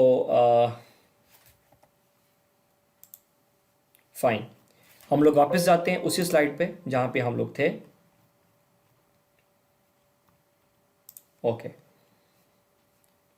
सो ये हम हमारे पास पेयर्स बन गए हैं, और जो मैंने आपको बता दिया ए के साथ एक्स, क्योंकि 2 बार ए आ रहा था, 2 बार ए साथ नहीं लिखा जा सकता, फिर हमारे पास ए टी आ गया क्योंकि वो तो पेयर वैलिड था, और देन टी क्योंकि अकेला रहेगा तो उसके लिए उसके साथ एक्स आ गया। अब आप ये प्रोसेस जानते हैं। सबसे पहले हम इंक्रिप्ट कर लेते हैं ए एक्स को। अब आपने 3 पॉसिबिलिटीज़ देखनी है कि या वो सेम रो में होंगे, या सेम कॉलम में होंगे, या सेम रो और से कॉलम में नहीं होंगे।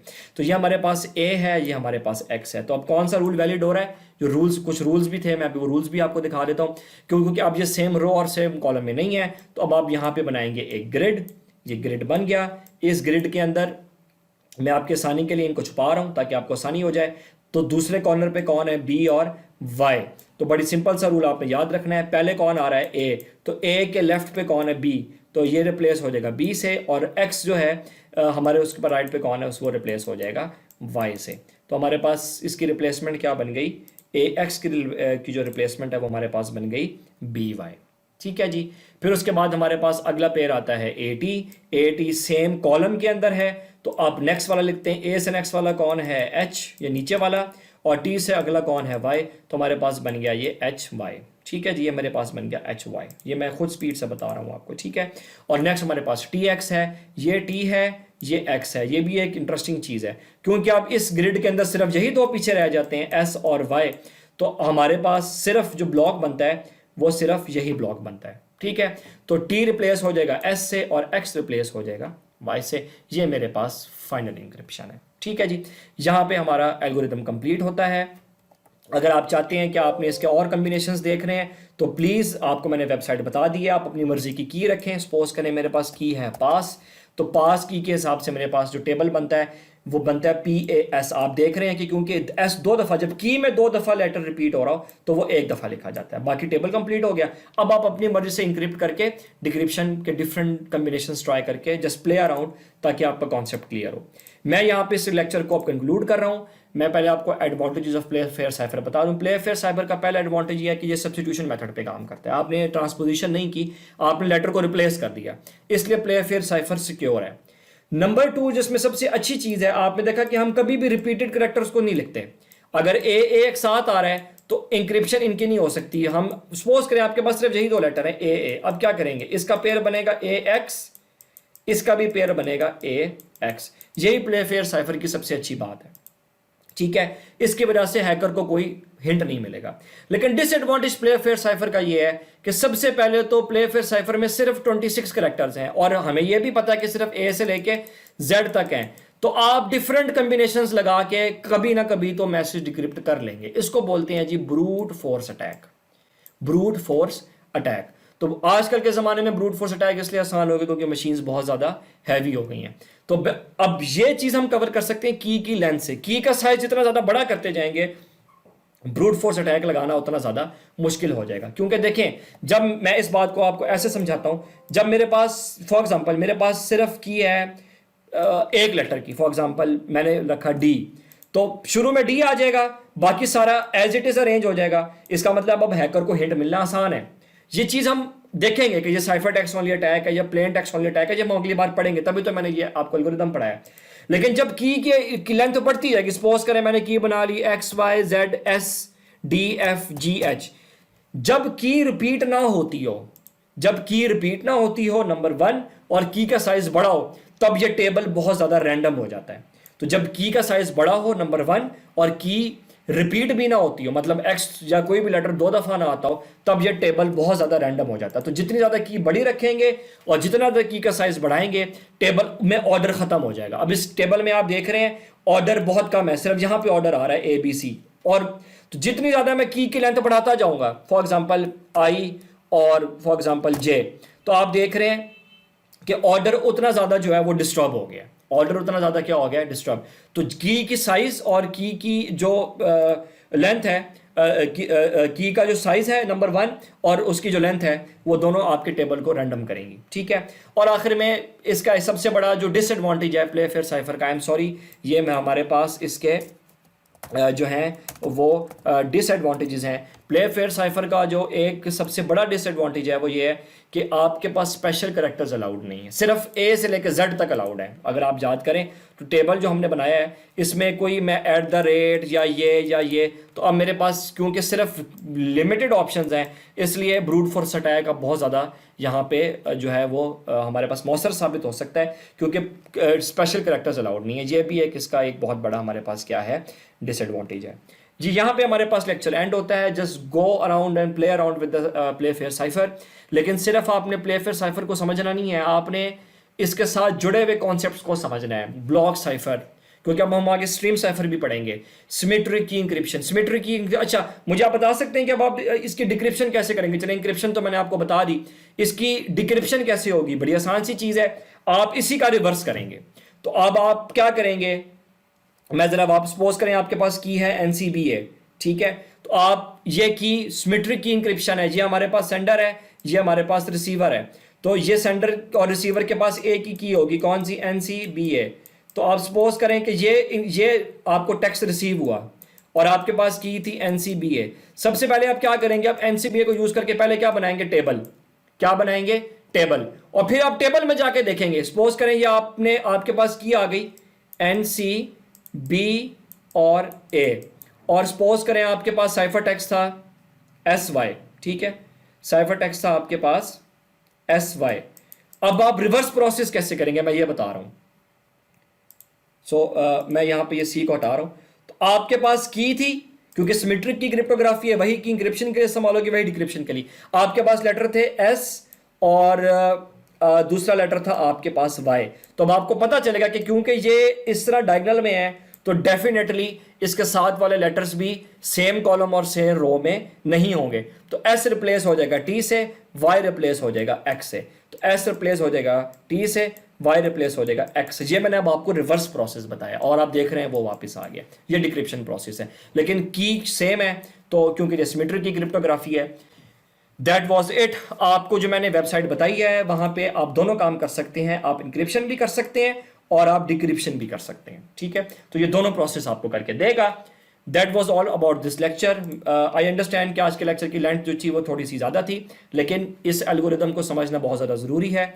We will meet in the next lecture. आप काइंडली इस पूरे मटेरियल को रिवाइज करें, क्योंकि अब इंशाल्लाह आपको नेक्स्ट लेक्चर के अंदर एक असाइनमेंट भी असाइन हो जाएगी और मिड टर्म एग्जाम का भी अभी तो कोई प्रोसेस डिस्कस नहीं हुआ, लेकिन जो भी प्रोसेस आएगा तो अब आपका सिलेबस हम लोग मिड टर्म का तकरीबन कंप्लीट कर जाएंगे अगले 2 लेक्चर्स के अंदर। सो अपने आप को प्रिपेयर करें और प्रीवियस लेक्चर को आप जो है रिवाइज करें। इंशाल्लाह we will meet in lecture number 5। Stay home, stay safe.